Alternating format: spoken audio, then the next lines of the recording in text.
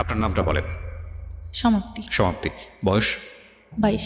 ওকে সমাপ্তি, আপনি কেন মনে করলেন যে আজকে এই ধরনের সিক্রেটস নিয়ে লাখ লাখ মানুষের সামনে নিজেকে হাজির করা, তার প্রয়োজনটা আসলে কি?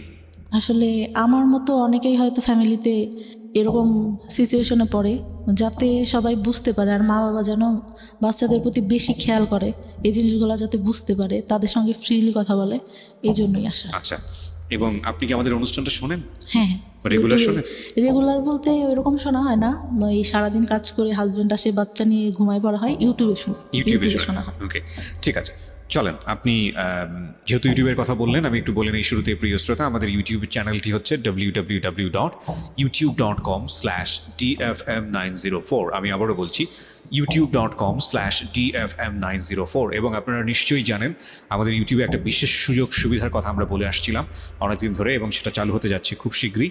সেটা হচ্ছে অনুষ্ঠান চলাকালীন সময়ে একই সাথে আপনি ইউটিউবে একই সময়, অর্থাৎ রাত 11টায় আমাদের রেডিওতে অনুষ্ঠান শুরু হয়, ইউটিউবে 11টার সময় আমরা অনুষ্ঠানটা চালিয়ে দেব, এবং যেভাবে আপনি রেডিওতে শুনতে পান সেভাবেই আপনি ইউটিউবে শুনতে পাবেন। এবং ইউটিউবে একটু মানে ইউটিউবের লিসনার যারা, তারা আমাদের রেডিও লিসনারদের চেয়ে একটু এগিয়ে থাকবে।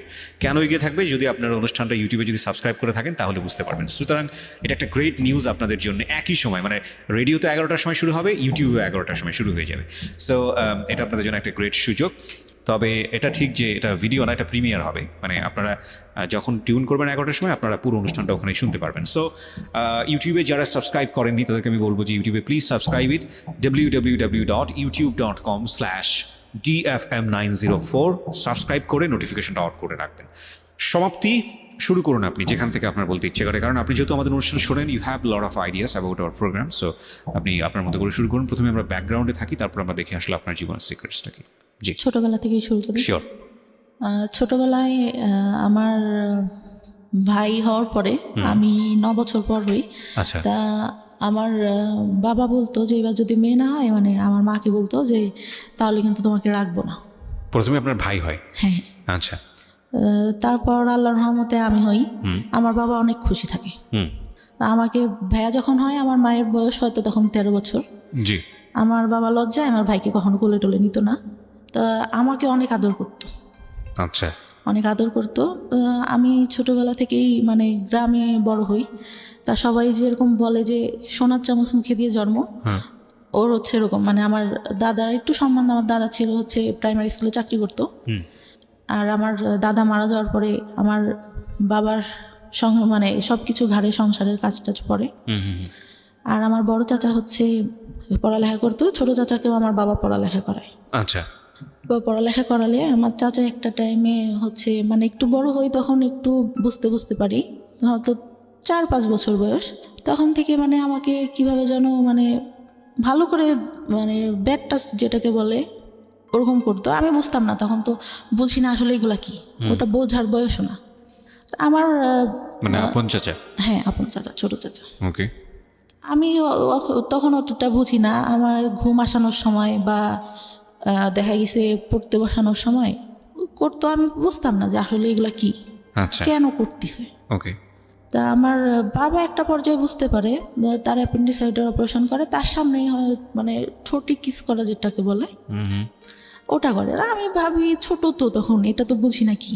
এখন বুঝি যে ওটা কেন করলো আর আমার বাবা কেন তখন কিছু বললো না, এটা মনে হতো। তাই একটা পর্যায়ে যখন এরকম মানে গায়ে হাত টাত দিত, তখন আমার বাবা একটা পর্যায়ে আমার কাছে জিজ্ঞাসা করে, আমার চাচাকে কিন্তু কোনো কিছু জিজ্ঞাসা করে না, আমাকে জিজ্ঞাসা করে। জিজ্ঞাসা করলে আমার চাচা আবার ভয় দেখায় যে তুমি যদি বলো তোমাকে ধরে মারবে। বলো মানে কি? মানে আপনার চাচা কি শিওর হয়ে গেছিল যে বিষয়টা আপনি জানেন বা বিষয়টা আপনি বোঝেন? যখন একটু বোঝা শিখলাম, হয়তো 7-8 বছর। আপনি কি কোনো কিছু জিজ্ঞেস করতেন না বিষয়টা নিয়ে, যে তুমি আমার সঙ্গে এরকম আচরণ কেন করছো? বা ভয় পাইতাম অনেক। চাচাকে ভয় পেতেন? হ্যাঁ, অনেক ভয় পেতাম। কেন ভয় পেতেন? মানে উনি আমাকে ধরতে আসতেছে, মানে ওই জিনিসটা ফিল হইতো যে কখন যেন হাত দিবে, কখন যেন কি করবে। মানে উনি আসলে পরে আমি ঘর থেকে একটা বেরোনোর অজুহাত খুঁজতাম। তো আপনি তখন 4-5 বছরের বয়স। 4-5 বছরের বাচ্চারা তো অনেক বেশি স্পন্টেনিয়াস হয়, মার সাথে ফ্রি হয় বা ভাইয়ের সাথে। আপনার ভাই তো বড়ই ছিল, ভাই বড় ছিল, পড়ালেখা করতো, ওরকম করে মানে অতটা ফ্রি ছিলাম না। তো বাবা বিষয়টা জানার পরে আপনাকে প্রশ্ন করে? হ্যাঁ, তখন হয়তো 7-8 বছর বয়স হবে। তখন 3-4 পড়ি হয়তো। আচ্ছা, তা আমি মানে বলি যে না, তা বলে আমি তো দেখছি। আমি বললাম, আমি তখন কথা বলি না কোনো। তাহলে আমি কি তোর চাচার কাছে জিজ্ঞাসা করবো? আমি বলি যে সেটা তুমি জানো। তা সে জিজ্ঞাসা করে কিনা জানি না, আমার চাচা জিজ্ঞাসা করে তুমি কি তোমার আব্বুরে কিছু বলছো? আমি তখন আমার বাবা আবার বলে যে আমি তোরা জিজ্ঞাসা করছি, তুই এটা তোর চাচার বলবি না। আমি বলি না, বলি নাই কিছু। আর আচ্ছা ঠিক আছে। রাতে ঘুমাই থাকতাম, আমার দাদির সঙ্গে শুইতাম। সে রাতে উঠে এসে আমার গায়ে মানে টাচ করতো। আপনার দাদির সঙ্গে আপনি ঘুমোতেন, চাচা এখানে থাকবে কেন? অন্য রুমে থাকতো, রাতে যখন সবাই ঘুমাই যেত তখন উঠে আসতো। তো ভয়ঙ্কর বিষয়গুলো। এবং আপনি কিছু বলতেন না? কি বলবো, কি মানে তখন তো এটা বুঝি না ভাই, শুধু টাচ করতো তো। বাট আপনার তো ভয় লাগা উচিত। মানে আমি জানি না, আমি প্রশ্নগুলো আমার আসছে বলে আমি করছি। আমি অতটুকু বয়সে যতটুকু সোরা পড়তাম, যতটুকু যার কাছ থেকে শুনছি যে এই দোয়া পড়লে রাতে কোনো খারাপ কিছু হবে না বা কোনো কিছু কেউ করতে পারবে না, আমি ওইটা পড়ে ঘুমাতাম যে হয়তো আজকে কিছু হবে না, কিন্তু সেই জিনিসটাই হতো। ওকে, আপনি বলেন। হ্যাঁ, আমার অনেক কথাই বলার আছে। আমি বহুবার বলেছি এবং আমি আবারও বলছি যে রেডিও ইন্ডাস্ট্রিতে আমি যেই সব বিষয়গুলো নিয়ে কাজ করেছি লাস্ট 7 years 10 yearsে, তার মধ্যে এই যে চাইল্ড সেক্সুয়াল অ্যাবিউজ, এই অ্যাবিউজের উপরে যে যারা এরকম ঘটনার মুখোমুখি হয়েছেন তাদেরকে ফ্রন্ট লাইনে নিয়ে এসে তাদেরকে স্পিক আউট করা, বলানো তাদের মুখ দিয়ে, এই সাহসটা আমি দুর্দান্তভাবে দেখিয়েছি। সেটার জন্য আমাকে নিয়ে অনেকেই সমালোচনাও করেন, অনেক বাজে বাজে কথাও বলেন, অনলাইনে বলেছেনও। সেগুলো দেখে আমি কান তুলিনি এই কারণে অনেকে মনে করেন যে এই ধরনের কথা রেডিওতে আসা উচিত না। অনেকে মনে করে যে এটা এক ধরনের বেহায়াপনা। অনেকে মনে করে ঘরের কথা ঘরেতেই রেখে দেওয়া উচিত। আমি মনে করি এটা একটা ঘায়ের মতো, পচা ঘা, নোংরা একটা ঘা। এই ঘাটাকে যত বেশি ঢেকে রাখা হবে, এই ঘাটা তত বেশি ছড়াবে এবং এটা একসময় ক্যান্সার হয়ে যাবে। আমাদের এখন বলার যুগ। কোনো অন্যায় হলে আমরা স্পিক আউট করি এবং আমরা মনে করি এই স্পিক আউটটা একটা সময় অন্যায়টাকে ইরেজ করে দেবে। হ্যাঁ, অবশ্যই চাইল্ড সেক্সুয়াল অ্যাবিউজ এটা সারা দুনিয়াতেই, শুধু বাংলাদেশে না, সারা দুনিয়াতেই ভয়াবহ রকমের একটা প্রবলেম। আপনি কল্পনাও করতে পারবেন না একটা শিশু কার দ্বারা শারীরিকভাবে নির্যাতনের শিকার হতে পারে। সেটা ব্লাড কানেক্টেড থেকে শুরু করে ব্লাড কানেকশনের বাইরে বিভিন্নভাবে এগুলোকে বিভিন্নভাবে আমাদের সামনে এখন নিয়ে আসা হচ্ছে মানুষকে সচেতন করার জন্য। আমি বেস্ট বাংলাদেশের এখন পর্যন্ত যতগুলো এনজিও বা বিজ্ঞাপনী সংস্থা যাই বলেন এখন যারা কাজ করেছে, তার মধ্যে একটা লাইন আমার কাছে মনে হয়েছে, আমি অনেকবার বলেছি রেডিওতে, এখনও বলছি, যে বেস্ট মনে হয়েছে এটাকে স্টপ করার জন্য। সেটা হচ্ছে শিশুকে তার শরীরের সীমানা বোঝান। শিশুকে মানুষ আদর করবে, এটাই স্বাভাবিক, কিন্তু কোনটা গুড টাচ, কোনটা ব্যাড টাচ, এবং ব্যাড টাচ হলে সেটা নিয়ে স্পিক আউট করা, ব্যাড টাচ হলে প্যারেন্টসদের কাছে গিয়ে বলা, ব্যাড টাচ হলে এমন কাউকে গিয়ে সেটা বলা যিনি অ্যাকশনে যেতে পারেন, এবং যদি সেটা না হয় তাহলে সে কোথায় যেতে পারে, এই বিষয়গুলো নিয়ে কথা বলা।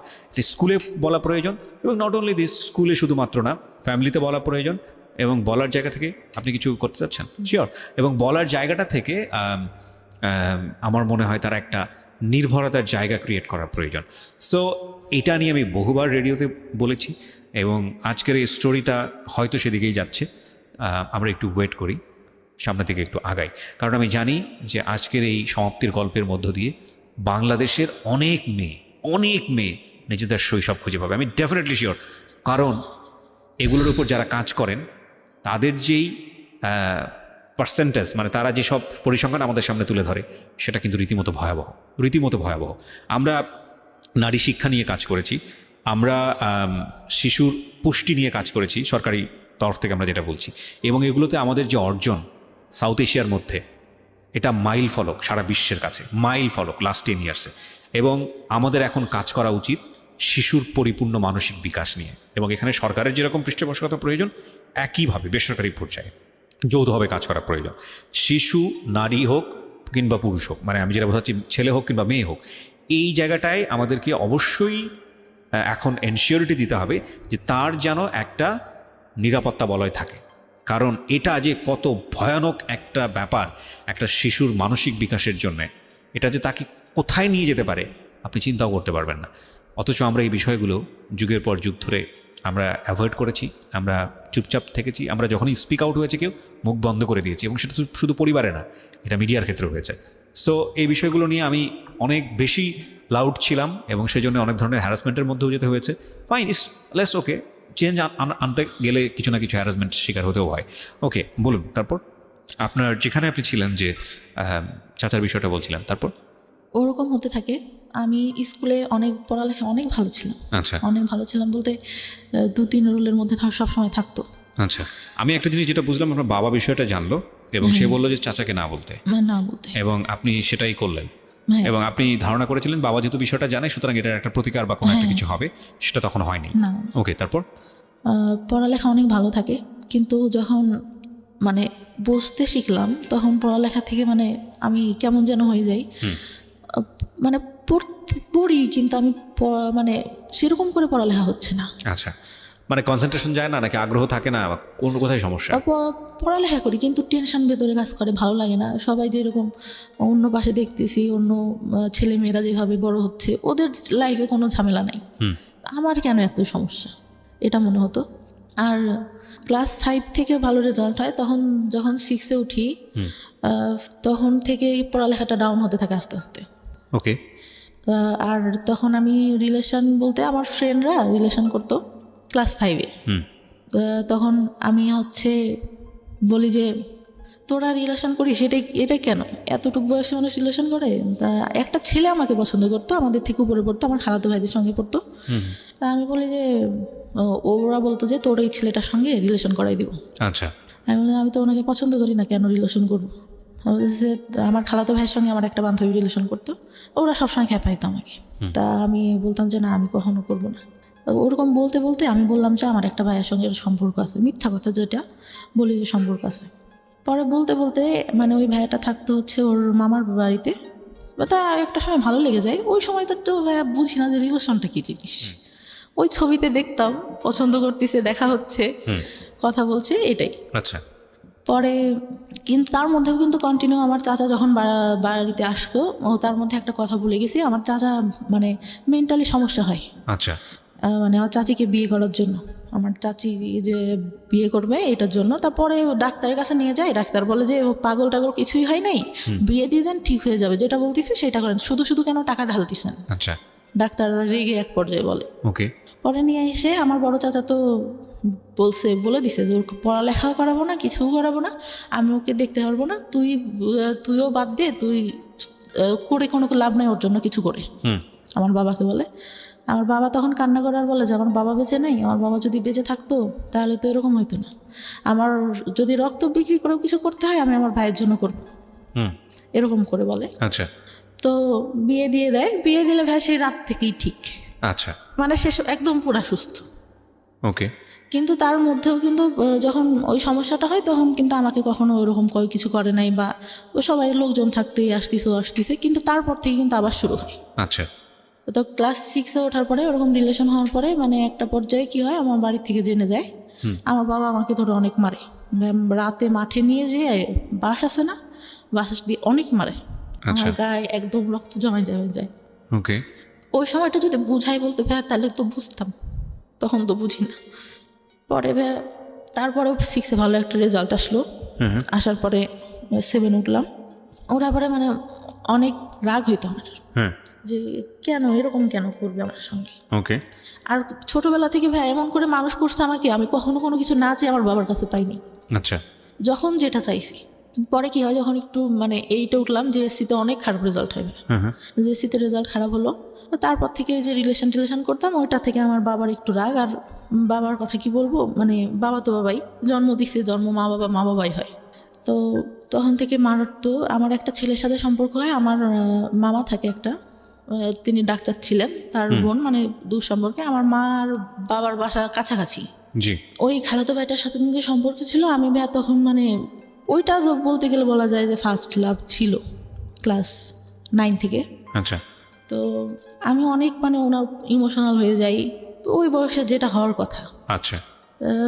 পরে আমার বাসা থেকে জানতে পারে, আমার বাবা মেনে নেয় যে আচ্ছা ঠিক আছে, যদি তোমরা দুজন পছন্দ করো তাহলে ঠিক আছে, কিন্তু আমার মা মেনে নেয় না কখনো, মানে ছেলেটার পছন্দ করতো না, পড়ালেখা ভালো ছিল না। চাচা বাইরে পড়ালেখা করতো, ছোট চাচা, যে আমার মানে খারাপভাবে দেখতো, সে মাঝে মধ্যে আসতো যখন, আমি অনেক ভয় পাইতাম। একটা টাইমে যখন ছোট, এগুলো বলতে ভুলে গেছি, আমার ভাইয়ার SSC পরীক্ষার আগে আমরা মানে টাউনে যেয়ে বাসা নেয় আমার মা, আমার ছোট চাচি তখন বিয়ে হয়। তখন মানে ভাইয়া পড়ালেখাতে একটু ডাউন ছিল, মানে ওর মেধাটা তো ভালো ছিল না। আচ্ছা। তো ওখানে নিয়ে যায় বা বলে যে এখানে তো কাজ টাজ করতে হয়, ও পড়তে পারে না, কি করে বেড়ায় না বেড়ায়, বাসায় গেলে ওইখান থেকে মানে ও টাউনে পড়ালেখা করতো, ওখান থেকে সুবিধা হবে। হ্যাঁ ওইখানে বাসা নেয়। আমি ভালো একটা স্কুলেই পড়ালেখা করতাম, ছোট মানে নার্সারি থেকে শুরু করি। আচ্ছা ওখান থেকে ক্লাস 5-4 পর্যন্ত ওইখানে পড়ি। তখন ওইখানে মেবি 2 বছর মতো থাকা ছিল টাউনে। তো তখন ফ্রেন্ডদের সাথে অনেক ভালো, এখান থেকেই যেতাম। আমার খালাতো ভাই একটু উপরে পড়তো, আমি নিচে পড়তাম। আর ওই ভাইয়ার পরীক্ষা দেয়, এসএসসিতে ফেল করে ইংলিশে। আচ্ছা আমার বাবা নাকি, আমি তো তখন ছোট ছিলাম, ভাই মনে নেই, আমার মা যতদূর বলে, অনেক কান্না করে আর বলে যে আমার মেয়ে আমার কখনো মানে খারাপ কিছু করবে না, আমার মেয়ে আমার সম্মান রাখবে। আমার ভাইয়ের একটা কি ছিল, ও আব্বু যখন থাকতো না, ও বসে বসে টিভি দেখতো। যে আব্বুর আসা শব্দ শুনতো, তখন আব্বুর বাইক ছিল, শব্দ শুনলে আস্তে করে টিভিটা বন্ধ করে পড়তে বসে যেত। আচ্ছা তা আমার পড়ালেখা মোটামুটি ভালো ছিল, সবসময় 2-3-এর মধ্যে থাকতো রোলটা। আচ্ছা বা আমার স্কুলে অনেক মানে ছাড়া অনেক ভালোবাসতো। আর ছোটোবেলায় আমাকে নাকি বলতো যে, তখন বিএনপি সরকার, বলতো যে ওই খালেদা জিয়ার নাতনি আছে না, ওকে ওর মতো লাগে। একটা স্যার তো খুব আদর করতো আমাকে, ওভাবে মানে খুব ভালোবাসতো সবাই। আমার বান্ধবীদের মধ্যে সবাই বলতো যে অনেক সুন্দর দেখতো। আচ্ছা বান্ধবীরা অনেক মানে সবসময় ফার্স্ট বেঞ্চে বসা, সবার সাথে মজা করা। বড় ওই আস্তে আস্তে কিন্তু ওই যে চাচা যে ওইটা করতো, ওটা তো আর কারোর সঙ্গে আমি বলতে পারি না। জি ওটা তো ভেতরেই থেকে যায়, খুব খারাপ লাগে। পরে যখন ওই ভাইয়া ফেল করার পরে বাসাটা ছেড়ে দেয়, বাসা ছেড়ে দিয়ে আবার বাড়িতে যখন আসলো, তখন আবার ওইটা বেড়ে গেল। আচ্ছা বেড়ে গেল বলতে পরে যে বাবা একটা টাইমে দেখতে পারে, কিন্তু আমার বাবা কিন্তু একটা বার আমার চাচার কাছে জিজ্ঞাসা করে নাই যে ও তো তোর মেয়ের মতো, তুই কেন এগুলো করিস। সে তো তাকে বলবে, আমি তো ছোট, আমি তখন বুঝি না। আমাকে এটা জিজ্ঞাসা করে আর আমাকে নিষেধ করলে বা আমি কি করতাম। আমি যে রুমে থাকতাম, তার পাশের রুমে আমার চাচা থাকতো, আমার চাচি তার কাছে আসে শুয়ে, কিন্তু সে রাতে ঘুমাই গেলে উঠে ঠিক আমার এখানে আসবে। ভাইয়া অনেক কান্না করতাম, বিশ্বাস করবেন না। আর চুল টানতাম, হাতে কাটতাম, করতাম। খুব যখন খারাপ লাগতো, নিজের গায়ে নিজে খামচাতো, অনেক কষ্ট হইতো। আর তখন পড়ালেখা মানে অঙ্কটা আমি খুব খারাপ পারতাম, অঙ্কটা ভালো হতো না। আমার চাচা পড়াইতে বসানোর মধ্যে আমার মা তো ভাবতেছে যে মনে হয় পড়াচ্ছি। পড়তে বসায় ভাইয়া মানে সবসময় হাত গায়ে দিতেই থাকতো। আপনার চাচা? জি। তো পড়ার পরে চাচার পড়ালেখা শেষ হয়, তখন আমি ক্লাস 5-এ। আমার চাচার পড়ালেখা শেষ হয়ে উনি একটা জব পায় টাউনে, আমরা যেখানে থাকতাম সেখানে, সরকারি ইয়াতেই। তো দিলে ওটা বেতন বেশি ছিল না। চাচার সঙ্গে আমার আবার গার্লস স্কুলে ভর্তি করে দেয়। ওই সময় যে বললাম না একটা ছেলের সাথে সম্পর্ক, এটা জানার পর আমার গার্লস স্কুলে দিয়ে দেয়। জি। গার্লস স্কুলে দিয়ে দিলে ওই ছেলেটার সঙ্গে আমি আর পরে কথাটা তো বলি না, নিজের থেকেই বাদ দিয়ে দিই যে মারতেছে আমাকে ধরে, মার খাবো আর কি পড়ালেখা হচ্ছে না, বাদ দিয়ে দিলাম। পরে 6-এ ওইখানে আমার চাচাই সঙ্গে করে নিয়ে যেত। আচ্ছা। নিয়ে যেত। স্কুল শেষে খালার বাসায় আসতাম, আমার খালার বাসা ওইখানে ছিল। আসলে দেখা যেত আমার চাচার অফিস বিকালে শেষ হইতো, যাইতে যাইতে দেখা গেছে বাড়ি যাইতে তখন ইটের রাস্তা ছিল, দেখা গেছে যে 20-25 মিনিট লেগে যেত আমার বাড়ি যেতে। অন্ধকার হয়ে গেলে ভাই সে গাড়িতে বসে দেখা যাচ্ছে আমার গায়ে হাত দিচ্ছে। মানে এটা কন্টিনিউ একটা ভয়ঙ্কর রকমের একটা মানুষ আপনাকে, মানে আপনার কাছে তো এরকমই মুহূর্ত হওয়ার কথা, যে মানুষটাকে আমি এত বেশি অপছন্দ করি, সেই মানুষটা আমার পাশে কন্টিনিউয়াসলি এটা করছে, এবং আপনি সেটাকে মুখ বন্ধ করে মানে একজনের শাই ফিল হোক বা যেটার কারণেই হোক, আপনি কাউকে স্পিক আউট করছেন না, কাউকে বলছেন না? কাউকে না। আচ্ছা। কাউকে না। ক্লাস 9 থেকে এটা অনেকের মানে কিছু কিছু কেউ জানে, তার আগ পর্যন্ত আমি কাউকে কিছু বলিনি, কাউকে না। পরে ওইভাবে যেতে থাকলাম, একটা বছর গার্লস স্কুলে পড়া হয়। আমার চাচা তারপর ওইখান থেকে চাকরিটা ছেড়ে দিয়ে, মানে বেতন কম ছিল দেখে সুগার মিলে চাকরি নেয়, তখন সে ওইখানে চলে যায়। আচ্ছা। তারপরে ওইখানে গিয়ে আমার চাচিকেও নিয়ে যায়। পরে তো ওইখান থেকে ভাইয়া বাঁচলাম। আচ্ছা। মনে হলো যে না, কিন্তু আমি যে রিলেশন করতাম, আমার মনে হতো যে ভাইয়া আমি এখান থেকে বেরোতে পারলে বাঁচি। এই ছেলেটার সঙ্গে রিলেশন করতেছি, ও যদি আমাকে নিয়ে যায় আমার তো এখানে থাকতে হবে না। সবসময় এটা মনে হতো যে আমি এই ফ্যামিলিতে কেন থাকবো। আচ্ছা। আর আমি ভাবতাম যে এরকম ফ্যামিলি মানুষের হয়। আরও তো আশেপাশে আমার বান্ধবীরা আছে, ওরাও তো কত ভালো, কতই, খুব খারাপ লাগতো। আর একটা আমার বাবা ছোটোবেলায় স্কুলে যাইতাম, ফার্স্টে হয়তো দিত, তখন 2 টাকা 5 টাকা অনেক কিছু পাওয়া যাইতো ভাইয়া। তাই কী হয়, আমার বান্ধবীরা একটু ভালো ফ্যামিলি ছিল, আমার বাবা মানে আমাদেরও ভালো ফ্যামিলি, কিন্তু আব্বু ভাবে টাকা দিতে চাইতো না। আমি কি করি, আব্বুর পকেট থেকে টাকা নিই, মনে হয় 6 টাকা না কয় টাকা, সেটা আচ্ছা। নিয়ে আমার আব্বু মানে দেখে ঘুমের ঘরে, আমার ছোট খালাকে বলে। তো আমি সেদিন অনেক কান্না করি, স্কুলে যাই না, যে আমি তো বেশি টাকা নিয়ে নিই, আর আমার হয়তো এটা ভুল ছিল ভাই। আর ওরা যখন ইয়া করতো না, মানে সবাই খাচ্ছে এটা ওইটা, আমি তো নিতে পারতেছি না, ওইটা অনেক খারাপ লাগতো। কিন্তু টিফিন দিয়ে দিত, টিফিনের পরেও যে দোকান টোকান আসতো সবাই নিত, খারাপ লাগতো অনেক। আচ্ছা। আমার চাচা কি করতো, এই গায়ে হাত দিত, এটা করতো এটা করতো, টাকা দিত হাতে, যা হলো বাসা স্কুলে যে এটা খেও ওইটা খেও। তা আমার মনে হতো যে কী রে, উনি এরকম করেন, আমার হাতে টাকা দেয় কেন, আমি কোনোর কাছে টাকা চাই নাকি, এরকম মনে হইতো। আর আব্বুর উপর অনেক রাগ হইতো যে কী ব্যাপার, উনি কিছু কেন বলে না, উনি তো জানে। পরে 5-এ ভালো রেজাল্ট করলাম, একটা ভালো রেজাল্ট আসলো, বৃত্তি দিছিলাম, বৃত্তি পাইনি কিছু নাম্বারের জন্য। অনেক আশা নিয়ে গার্লস স্কুলে ভর্তি করলো, গার্লস স্কুলে পড়তে পারলাম না। চাচার ওই যে গেল, কে নিয়ে যাবে, আমার বাবার ভাই কে নিয়ে যাবে, অন্য মানুষের সাথে রিলেশন করে, তখন যদি কিছু করে ফেলায়, এই চিন্তাটা। কিন্তু ভাই ওই সময় রিলেশন আমি কিছুই বুঝি না, ওই সিনেমা দেখতাম, শুক্রবারে সিনেমা হবে, সবাই আসতো আমাদের ওইখানে, আমাদের বাড়িতে একটা টিভি ছিল। আচ্ছা। ওই সবাই আসতো দেখতে, সবাই বসে দেখতাম। ওই আগেকার যুগে সামানা, তারপরে রাজ্জাক, এদের মানে মুভি দেখতাম, আর ভাবতাম যে এই ভালোবাসা মনে হয় দেখা হচ্ছে, কথা বলতেছি, একজন একজনকে পছন্দ করে, এটাই, এর বাইরে কিছু না। আচ্ছা। পরে গার্লস স্কুল থেকে ক্লাস 7-এ এসে ভর্তি হলাম গ্রামের স্কুলটাতে। ওইখানে ছেলেমেয়েরা সবাই একসঙ্গে, আমার বান্ধবীরা প্রেম করতো, এই করতো সেই করতো। আমি ভাই কোনোদিনও স্কুলে প্রেম করি নাই, কেন জানি না। আমার স্কুলের ছেলেদের একসাথে পড়তেছি, ভাইয়ের মতো, ফ্রেন্ডের মতো, ওদের সাথে প্রেম করবো না, আমার এটা কখনো মাথায় আসতো না, কেন প্রেম করবো। বাইরে পরে ওই আমার ক্লাস 7 যায়, আমার চাচা মাঝে মধ্যে তখন বাড়িতে আসতো ছুটিতে। আবার দেখা গেছে ওই চিনির মিলে চাকরি পাওয়ার পর ওনাদের তো কোয়ার্টার দেয়, ওইখানে যাইতাম, অনেক সুন্দর ছিল ভাই কোয়ার্টারগুলো। যাইতাম, অনেক ভালো লাগতো দেখতে, অনেক গোলাপ ফুল, আমি ছোটোবেলা থেকে ফুল অনেক পছন্দ করি, ফুল গাছ নিজে এনে এনে লাগাতাম। ওই 5-6 টাকা দিয়ে ফুল গাছ কিনতে পাওয়া যেত, ওইগুলো এনে লাগাতাম, অনেক পছন্দ করতাম। ওইখানে গেলে অনেক ভালো লাগতো আমার, অনেক ফুল, গোলাপ ফুল ধরে ধরে আসে অনেক কালারের, এই ফুল ওই ফুল, অনেক ভালো লাগতো। কিন্তু ভাইয়ার কী হইতো, দেখা গেছে আমার চাচি গোসলে ঢুকছে বা আম্মু নাই, ওই সুযোগে আমার চাচা এসে হঠাৎ করে হাত দিবে। তখন তো একটু বড় হয়েছি, আমার ফার্স্ট পিরিয়ড হয় ভাইয়া 6 না হলে 7 থেকে। অত তাড়াতাড়ি পিরিয়ড, মানে আমি তখন ভাইয়া প্যান্ট পরি, স্কুলে গেছি, স্কুল থেকে আসছি, আম্মু আমার প্যান্ট দেখে বলে এটা কি তোর। আমি বললাম এটা কি, আমাদের তখন হচ্ছে আমার মানে জমি আছে আমার বাবার অনেক। তা আমি বলি যে ওই কাকুটা মনে হয় মোবাইল দিয়ে হাত মুছছে, এটা। তা বললেন যে না, এটা এরকম না। আমার চাচি, আমার মাও কিন্তু অতটা ফ্রি না, আমার মা আমাকে কিছুই বলে না, আমার ছোটো চাচিকে বললো যে ওর এটা হয়েছে, তুই ওকে শিখাই। আমি মানে তখন মানে ন্যাকড়া ইউজ করে, ওটা আমি বুঝতাম না ভাই কীভাবে, আমার দেখাই দিয়েছে কিন্তু আমি ওইটা বুঝি না। আচ্ছা। তখন জানতে পারলাম যে প্যাড ইউজ করে। ওটা যদি আম্মুকে বলতাম, আম্মু যদি আব্বুকে বলতো, আব্বু বলতো দুনিয়ার লোক ন্যাকড়া ইউজ করে, তোমার মেয়ের প্যাড লাগে। এটা বাবা বলতো? হ্যাঁ। ভেরি ব্যাড, ওকে, প্রিটি ব্যাড, মানে নাথিং টু সে। ওকে, বলেন তারপরে কি হয়েছে? পরে ভাই আমি মানে কাপড় টাপড় নষ্ট করে ফেলতো, মানে you don't know how to manage ইট।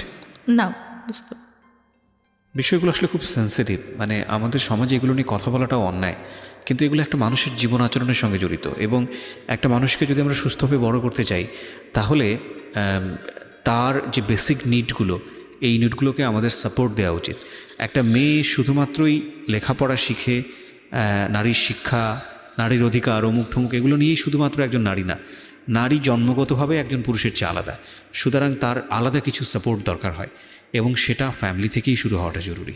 দেখুন, উনি যে বিষয়গুলো নিয়ে কথা বলছেন, এগুলো নিয়ে আমাদের সমাজে খুব একটা কথাবার্তা হয় না, এগুলোকে আমরা ট্যাবু মনে করি, এগুলো নিয়ে আমরা কথাবার্তা হই। অথচ আমাদের ধর্মে এত সুন্দরভাবে বিষয়গুলো ব্যাখ্যা করা আছে, এত ইন ডিটেলি ব্যাখ্যা করা আছে, অথচ এগুলো নিয়ে আমরা কথা বলার প্রয়োজন মনে করি না। এবং এগুলো নিয়ে কথা বলা উচিত এই কারণে যে এগুলো একটা মানুষের বেসিক নিড, স্বাস্থ্যের সঙ্গে জড়িত, একটা মানুষের প্রপারলি বড় হওয়ার সঙ্গে জড়িত, এবং এগুলো নিয়ে খুব সুন্দরভাবে বোঝানো উচিত। হ্যাঁ, উনি যখন বলছেন তখন উনি চোখ মুছছেন, কারণ আমি জানি যে এটার মধ্যে আসলে অনেক বড় একটা কষ্ট জড়িয়ে আছে, এগুলো প্রয়োজনীয় জিনিস। হ্যাঁ, ওকে, একটু আমরা সামনের দিকে আগাই। আপনি যখন এই বিষয়গুলো ফ্যামিলিতে বলতেন, বিষয়গুলো সামহাও হাইড করা হতো বা আপনার যে Hide পরিমাণ করা এক্সপেক্ট হতো বলতে করতেন? মানে আম্মু বলে দিছে আপনার কি কারোর কখনো কাছে। অপরাধী মনে হতো যে এই জিনিসটা যে হলো, আরে না জানি কত বড় অপরাধ করে হ্যাঁ, আমার ফেলছি? কাছে মনে হতো, কারণ আমার মা বলে দিছে কাউকে বলা যাবে না। এগুলা হ্যাঁ, এগুলা কাউকে বলা যাবে না, হয়েছে এতটুকু বয়সে এটা হয় নাকি, আমি কি করবো, এটাকে আমি ইচ্ছা করে হয়েছি। দেখেন কত ইম্পর্টেন্ট একটা বিষয়। উনি এখানেই কিন্তু একটা ভয়ঙ্কর রকমের একটা মানসিক বাধাগ্রস্ত হলো। ও নিজেকে অপরাধী ভাবা শুরু করেছে এবং এটা তো সম্পূর্ণই ন্যাচারাল একটা বিষয়। এবং সেখানে মা যদি ধরনের কথা বলেন, মাও হয়তো বুঝে বলেননি, কারণ মাও হয়তো তার মার কাছ থেকে এটা শুনেছেন। বংশ পরম্পরায় এই ধরনের ভুল শিক্ষা আমরা ক্যারি করে বেড়াচ্ছি এবং এই সময়টাতে এই যে এই কথাটা, এটা হয়তো উনি কোনো কিছু মনে করেই বলেননি, কিন্তু এটা যে শিশুর মানসিক বিকাশের ক্ষেত্রে অনেক বড় একটা বাধা হতে পারে, এটা কিন্তু আমাদের মাথায় রাখতে হবে এবং এই ব্যবহারগুলো করা যাবে না শিশুর সঙ্গে। হ্যাঁ, বলুন তারপর। তারপর আমার চাচিকে বলে, আমার চাচি কি করে, সারা এলাকা ধরে এর কাছে যে গল্প করে, ওর কাছে যে গল্প করে, সবার কাছে ছাড়াই দেয় এই বিষয়গুলো নিয়ে। এই বিষয়গুলো নিয়ে। আচ্ছা, পরে কি হয়, মানে কেউ দেখলে আমার দেখলে হাসে, তা আমার তো ওইটা অনেক খারাপ লাগে যে কেন হাসতেছে বা এটা কেন। পরে আমরা 3টা বান্ধবী ছিলাম, বান্ধবী বলতে একটা ছিল আমার থেকে বয়সে 2 বছরের বড় হবে, কিন্তু একসঙ্গে পড়তো, পড়ালেখাটা অত ভালো আচ্ছা, ছিল না। আচ্ছা। 3জনে একসাথে বেড়াতাম। আমার পাশে আর একটা চাচা ছিল, হুম, চাচা ছিল, সে আবার কি করতো, আমাদের 3জনকে দেখি ওরকম 3জনের সঙ্গে। হুম, হুম, হুম। আমার খারাপ লাগতো, কি ব্যাপার আমার সঙ্গেই কেন এরকম হচ্ছে, আমি কেন। আর আমি ছোটবেলা থেকে যেরকম দেখতেছেন অতটাই আছিলাম না, কিন্তু লম্বা হাইটে যারা 2-3 বছরের বড় তাদের থেকে লম্বা টম্বা ছিলাম, ছিলাম। তো ওরা মানে আমার দিকে সবার নজর, কেন জানি না। আর মানে সবাই বলে যে বড় হওয়ার পরে যতটুকু জানছি, আমার ওই যে বললাম শেষে লাস্ট যে বয়ফ্রেন্ডের সাথে সম্পর্ক ছিল, আমাদের গোষ্ঠী আর ওদের গোষ্ঠী আলাদা, একই এলাকাতে।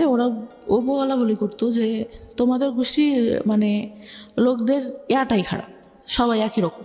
মানে এটা সত্যি কথা ভাই, প্রত্যেকটা লোক, মানে যতদূর জানি, এখন যতদূর জানছি, পাশের একটা চাচা, আমার দাদারা ছিল 3 ভাই, তার ছেলে, বড় দাদার যে ছেলেগুলা, ঠিক আছে, এগুলো বলা বলি করতে হবে, আপনি এত ইনডিটেইলি জানেন না।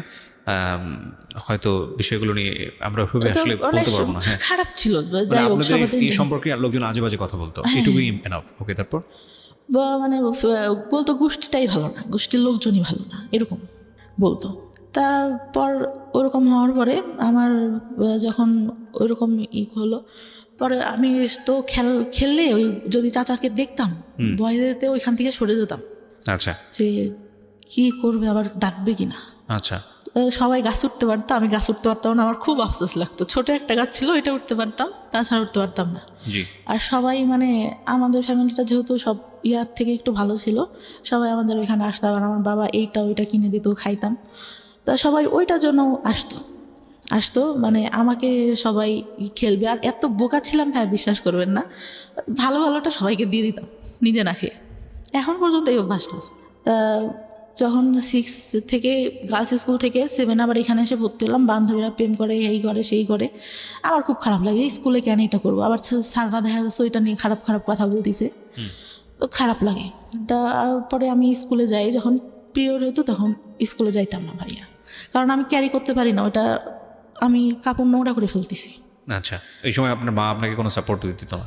না, মা টাকা পাবে কোত্থেকে, মা ওই যে হাঁস মুরগি একটু পালতো, ওইটা দিয়ে দেখা গেছে এইটা ওইটা করতেছে সংসারে। আমার বাবা কেমন ছিল, এই বাজার করতেছে, এই করতেছে, লোকজন আসতেছে, আহামরি কেনা কিনতেছে, কিন্তু সংসারে কি দরকার হইলো, ওটা নিয়ে তেমন কোনো ওটা focus নিয়ে তো থাকতো আর না। কোনো মাথা ব্যথা নেই। তখন স্কুলে যাইতাম না, তখন আমার মায়ের উপর আমার বাবা অনেক গালাগালি করতো যে কী পড়ালেখা করে না, স্কুলে যায় না, এই বছরে কয়দিন স্কুলে যায়, কয়দিন যায় না। পরে তখনও ভালো রেজাল্টে আসতে হয়, কিন্তু যখন চাচা ওই যে চাকরি পাইলো আসতো, তখন ওই যে গায়ে হাত টাত দিত, তখন তো একটু বড়, যখন পিরিয়ড হয় তারপর থেকে তো বুঝি, অনেক কিছুই বুঝি, শুনি, বান্ধবীরাও বলে, আবার বড় যে আপুগুলো ছিল ওরাও বলে, তখন বুঝি। তখন আসলে ওইটা মাথার মধ্যে কাজ করে যে এইটা কি করতেছে আমার সঙ্গে, কেন। তখনও কিছু বলতে পারি না। 8 থেকে রেজাল্ট খারাপ হলো, চাচা তো ওই যে মাঝে মধ্যে আসতো। 9-এ যখন উঠি তখন আমার ওই যে খালাতো ভাই আছে একটা, মানে চাচতো মামার বোনের ছেলে, জি। ওর সঙ্গে আমার রিলেশন হয়। তো রিলেশন হলে একটা পর্যায়ে মানে চলতে থাকে, আমি অনেক সিরিয়াস হয়ে যাই। তা আমি বলতাম ভাই আপনি কি সিরিয়াস, আপনি করে বলতাম তখন। তা বলতো সিরিয়াস ছিলাম না, এখন হই। তা আমার মানে অনেকের কাছে আমি নাম্বার দিই, আমার বড় আপুরা যারা ছিল বলতাম যে পরিচয় না দিয়ে কথা বলবা, দেখবা যে আসলে আমাদের ভালোবাসে না তোমাদের সাথে কথা বলতে চাই। ভাই কী করতো, ওরা যেই ফোন দিত ও কথা বলে দেখা করার জন্য পাগল হয়ে যেত, আচ্ছা, যে আমি তোমার একবার দেখবো, তুমি এখানে দেখা করো। পরে বয়ফ্রেন্ডের যখন দেখলাম যে উনি আমার প্রতি সিরিয়াস না, অনেক মেয়ের সঙ্গেই কথা বলে, এর সাথে সম্পর্ক করতেছে, ওর সাথে যে ফোন দেয় তার সঙ্গেই, একটা পর্যায়ে আমি কী করলাম, নিজের থেকে বাদ দিয়ে দিলাম। হ্যাঁ, বাদ দেওয়ার পরে কিন্তু এতটা মানে করি, আমি ঘুমের ওষুধ খাইতাম, আমার ঘুম আসতো না, ঘুমের ওষুধ খাইতাম। আর খুব খারাপ লাগতো। তার মধ্যে আবার যে মাঝে মাঝে চাচা আসতো, তা কী হয়, একটা বার আমার মা বলে যে তুই ওর সাথে সম্পর্ক করিস, আমি তো বলছি যে তুই ওর সাথে কথা বলার দরকার নেই। আমার দাদির ফোন ছিল, দাদির ফোন দিয়ে কথা বলতাম। পরে আমি কি করি বলো, যে তোর বাবার কাছে বলবো। বাবা তো জানতো, কিন্তু মানে কি বলবে, আমি অনেক ভয় পেয়ে যাই। আচ্ছা, ভয় পেয়ে যায় যে আমার চাচা এরকম এরকম, এইটাই তো কিছু বলে না, আবার এইটা নিয়ে দেখা গেলো কি বলবে। আমার মায়ের আবার একটা সমস্যা ছিল, কিছু হইলে আমার বাবাকে বলতো। আচ্ছা। আমি একবারে 40টা ঘুমের ওষুধ খাই ওই ক্লাস 9-এ থাকা অবস্থায়? ক্লাস 9-এ থাকা অবস্থায়। মানে কি আপনার প্ল্যান ছিল যে আপনি সুইসাইড করবেন? সুইসাইড করবো। ওকে।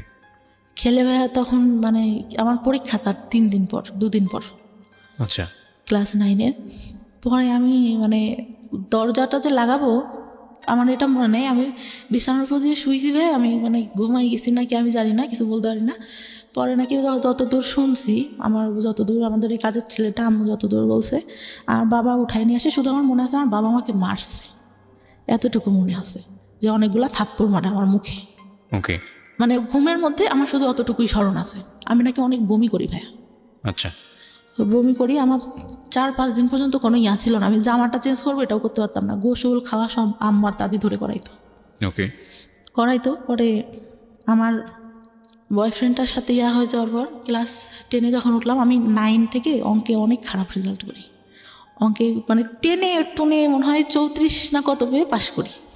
আমার বান্ধবীরা অনেক হাসাহাসি করতো, আর আমার যে বয়ফ্রেন্ডটার সাথে সম্পর্ক ছিল ওরা জানতো। আরও ওই মাঝে কথা বলতাম, অনেক ছেলে ঘুরতো আর ওই ঘুমের ওষুধ খাইতাম, মানে প্রাইভেট পড়তে যেতাম, কেমন অ্যাবনর্মাল টাইপের হয়ে গেছিলাম আমি। পড়াচ্ছি, মানে আমার কোনো খেয়াল নেই। স্যার বলতো যে কী ব্যাপার, তুমি খেয়াল করো না কেন, দেখলে তো পারো, অনেক ভালো পারো, দেখো না কেন। স্যার বলেন, আমি বাসায় যেয়ে দেখবো। স্যারটা অনেক আদর করতো। তা ওইভাবেই পড়ে অঙ্ক ভালো পারতাম না, হাসাহাসি করতে। আর ওই যে ছেলেগুলো প্রপোজ করতো ভাইয়া, ওরা কি মানে এরকম ছিল, কিছু না করলেও ভাইয়া কেন ছেলে মানুষ এরকম আমি জানি না, বলতো যে সব করছি, ওই মেয়েরা তো আমি সব করছি। আচ্ছা, ওকে। একটা ফুফাতো ভাই এরকম বলে, ওইটা আমি পরে আসি। তা ওইখান থেকেই ক্লাস 9-এ ওরা হাসাহাসি করতো। তা আমার এত খারাপ লাগে যে কি আমি অঙ্ক ভালো পারি না। স্যার আমার হিন্দু ছিল স্যারটা, আমার জীবনে আমি এত ভালো মানুষ দেখিনি। আমার ধর্মের না, যেহেতু আমি ইসলাম ধর্মের, আমার স্যার ছিল হিন্দু ধর্মের। একটু উনি প্রাইমারি স্কুলে চাকরি করতো। স্যারের কাছে বললাম, স্যার আমি তো অঙ্ক ভালো পারি না, আমাকে একটু যদি ভালো করে পড়াইতেন। তা বলে যে আচ্ছা ঠিক আছে, তুমি পাশে এসে বসবা, পার্টিতে বসাইতো, যে পাশে এসে বসবা, আমি তোমাকে ওরা যা করে তার থেকে আমি উৎপাদক ভালো পারতাম না। আমি বললাম, স্যার উৎপাদকটা আমার একদম বাদ দিয়ে দেন, আমি এটা বুঝি না, একটা করলে আর একটা করতে হবে। এই দেখা গেছে আমার একটা কমন পড়ছে আর একটা কমন পড়তেছে না, তখন কি করবো? পরে স্যার এরকম করে আমাকে অঙ্ক করায়, আমি এসএসসিতে অঙ্কে আমার প্লাস আসে, আর কোনো কিছুতেই প্লাস আসে না। আচ্ছা। তার মধ্যে যে চাচা এসে অঙ্ক করতে দিত, অঙ্ক ভালো পারতাম না, পড়তে বসাইছে, যে কয়দিন আসতো উনি আমাকে পড়তে বসাবেই, আর ওই যে ইন্টেনশনালি গায়ে হাত দিয়ে যাচ্ছে। এই অঙ্কের টিচার? না, আমার চাচা। ওকে। ওই যে আসতো মাঝে মধ্যে বাড়িতে, জি। অঙ্ক না পারলেই দেখা গেছে রাগারাগি করতেছে, আমি অনেক কাঁদতাম, আমি কিছু বলতাম না, অনেক কাঁদতাম। আম্মু বলতো তুই পড়িস না কেন, এই জন্য তো তোকে রাগ করে। আম্মু তো তখন কিছু জানে না। তার মধ্যে আমার ছোটো চাচার একটা বাচ্চা হয়, আমার ভাইটাকে আমি অনেক আদর করতাম, অনেক ভালো লাগতো। কী হয়তো আমার ভাইটাকে করলে দিতে যে উনি আমার গায়ে হাত দিত। Very bad.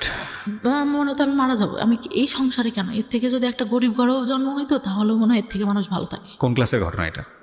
আপনি যে ক্লাসের কথা বলছেন, যে ক্লাসে আপনার অঙ্ক করাচ্ছে? 9-এ। তখন পর্যন্ত আপনি মার সঙ্গে কেন বলছেন না এগুলো? আমি তখনও ভাইয়া যে মাকে বলতে হবে এটা কিভাবে নিবে, সে আমাকে বলে দিছে যে এইগুলা কাউকে, পিরিয়ডের কথাই বলেছে, কাউকে বলতে হয় না, এইটা বললে কি বলবে? ওকে। এটা বললে কি বলবে? তার মধ্যে কি আমার চাচাদের জমি জাতি নিয়ে অনেক মানে একটু ঝামেলা হয়। আমার ছোটো চাচাটাই সবসময় বেশিরভাগ ঝামেলা করে। বড় চাচাটা অনেক ভালো, উনি বিসিএস ক্যাডার, প্রভাষক, এখন অনেক ভালো, মানে চাচা ছোটোবেলা থেকে অনেক ঈদে প্রত্যেকবার জামা কিনে দেবে, আর আমাকে বলতো আমার হলুদ পরি। আমাকে বড় চাচা বলতো, আমার বড় চাচা বড় চাচা। আচ্ছা। অনেক আদর করতো। আমি চিন্তা করতাম চলে যাব, কিন্তু তখন চিন্তা করতাম যে আমার ভাই, আমার সবাই অনেক ভালোবাসে, আমি চলে গেলে তো মান সম্মান থাকবে না, আর নাম ডাক আছে যেহেতু ফ্যামিলির একটা।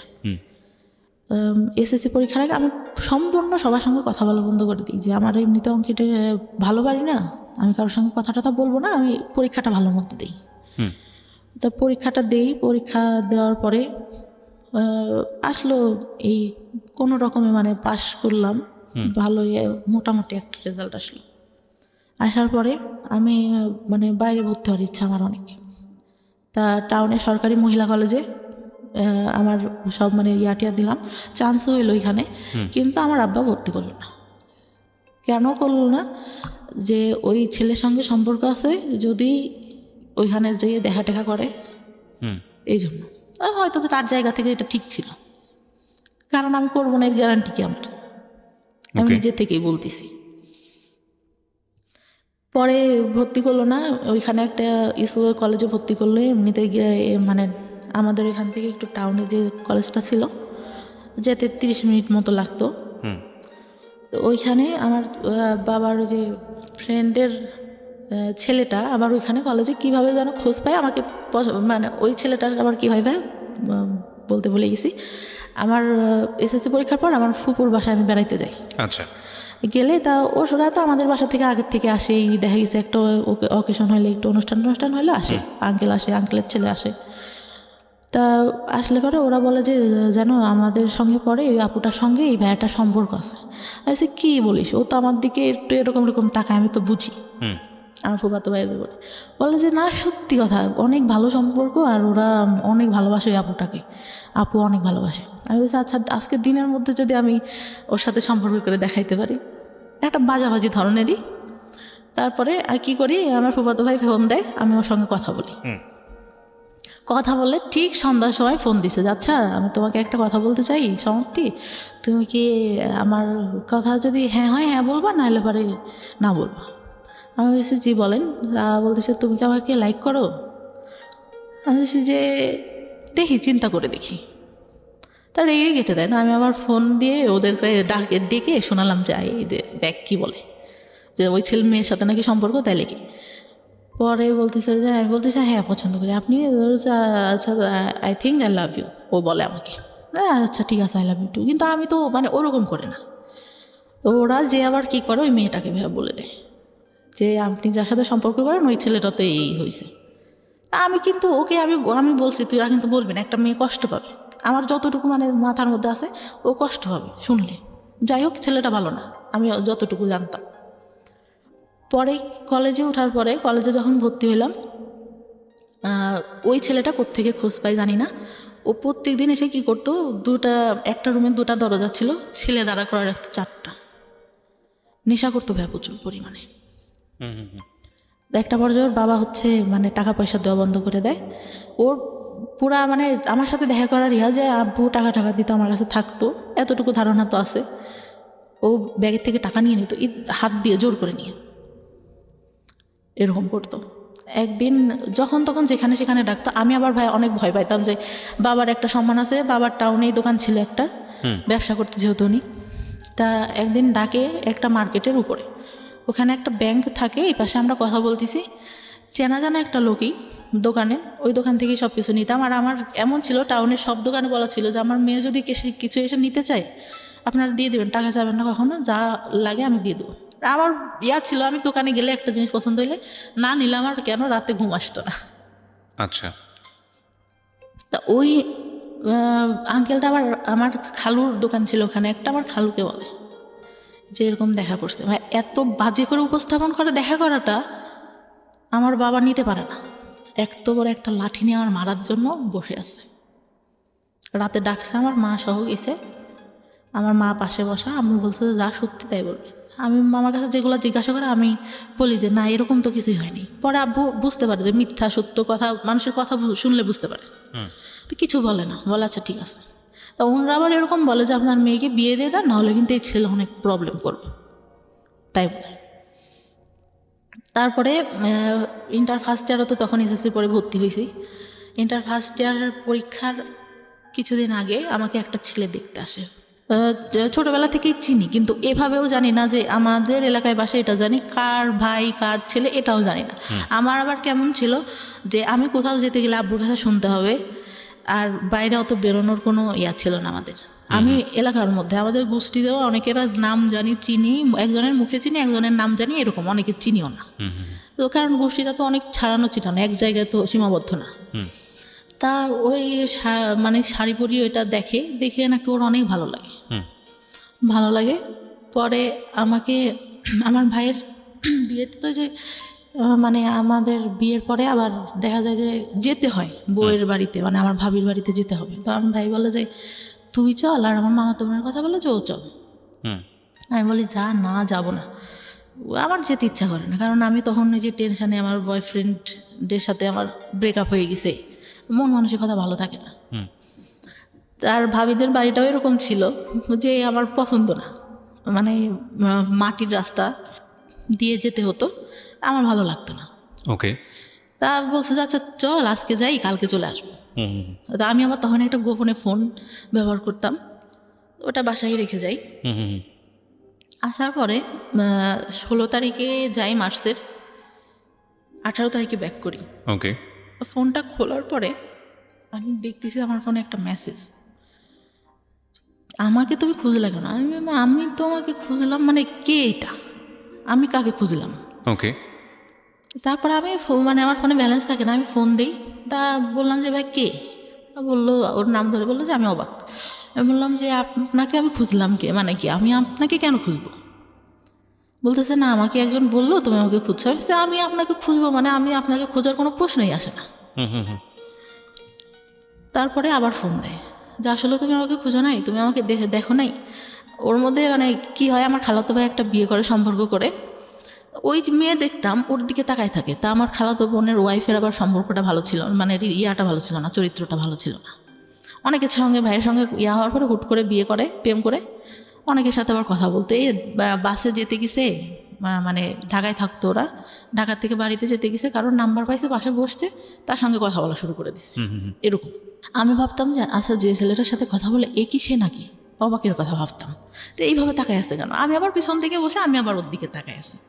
তো ও ভাবছে যে আমি ওকে দেখি, কিন্তু আমি তো ওকে দেখি না, আমি দেখি যে ভাবি কেন ওর দিকে তাকায়। আমি তো এটা দেখি, মানে ও অনেক সুন্দর ছিল দেখতে, অনেক সুন্দর।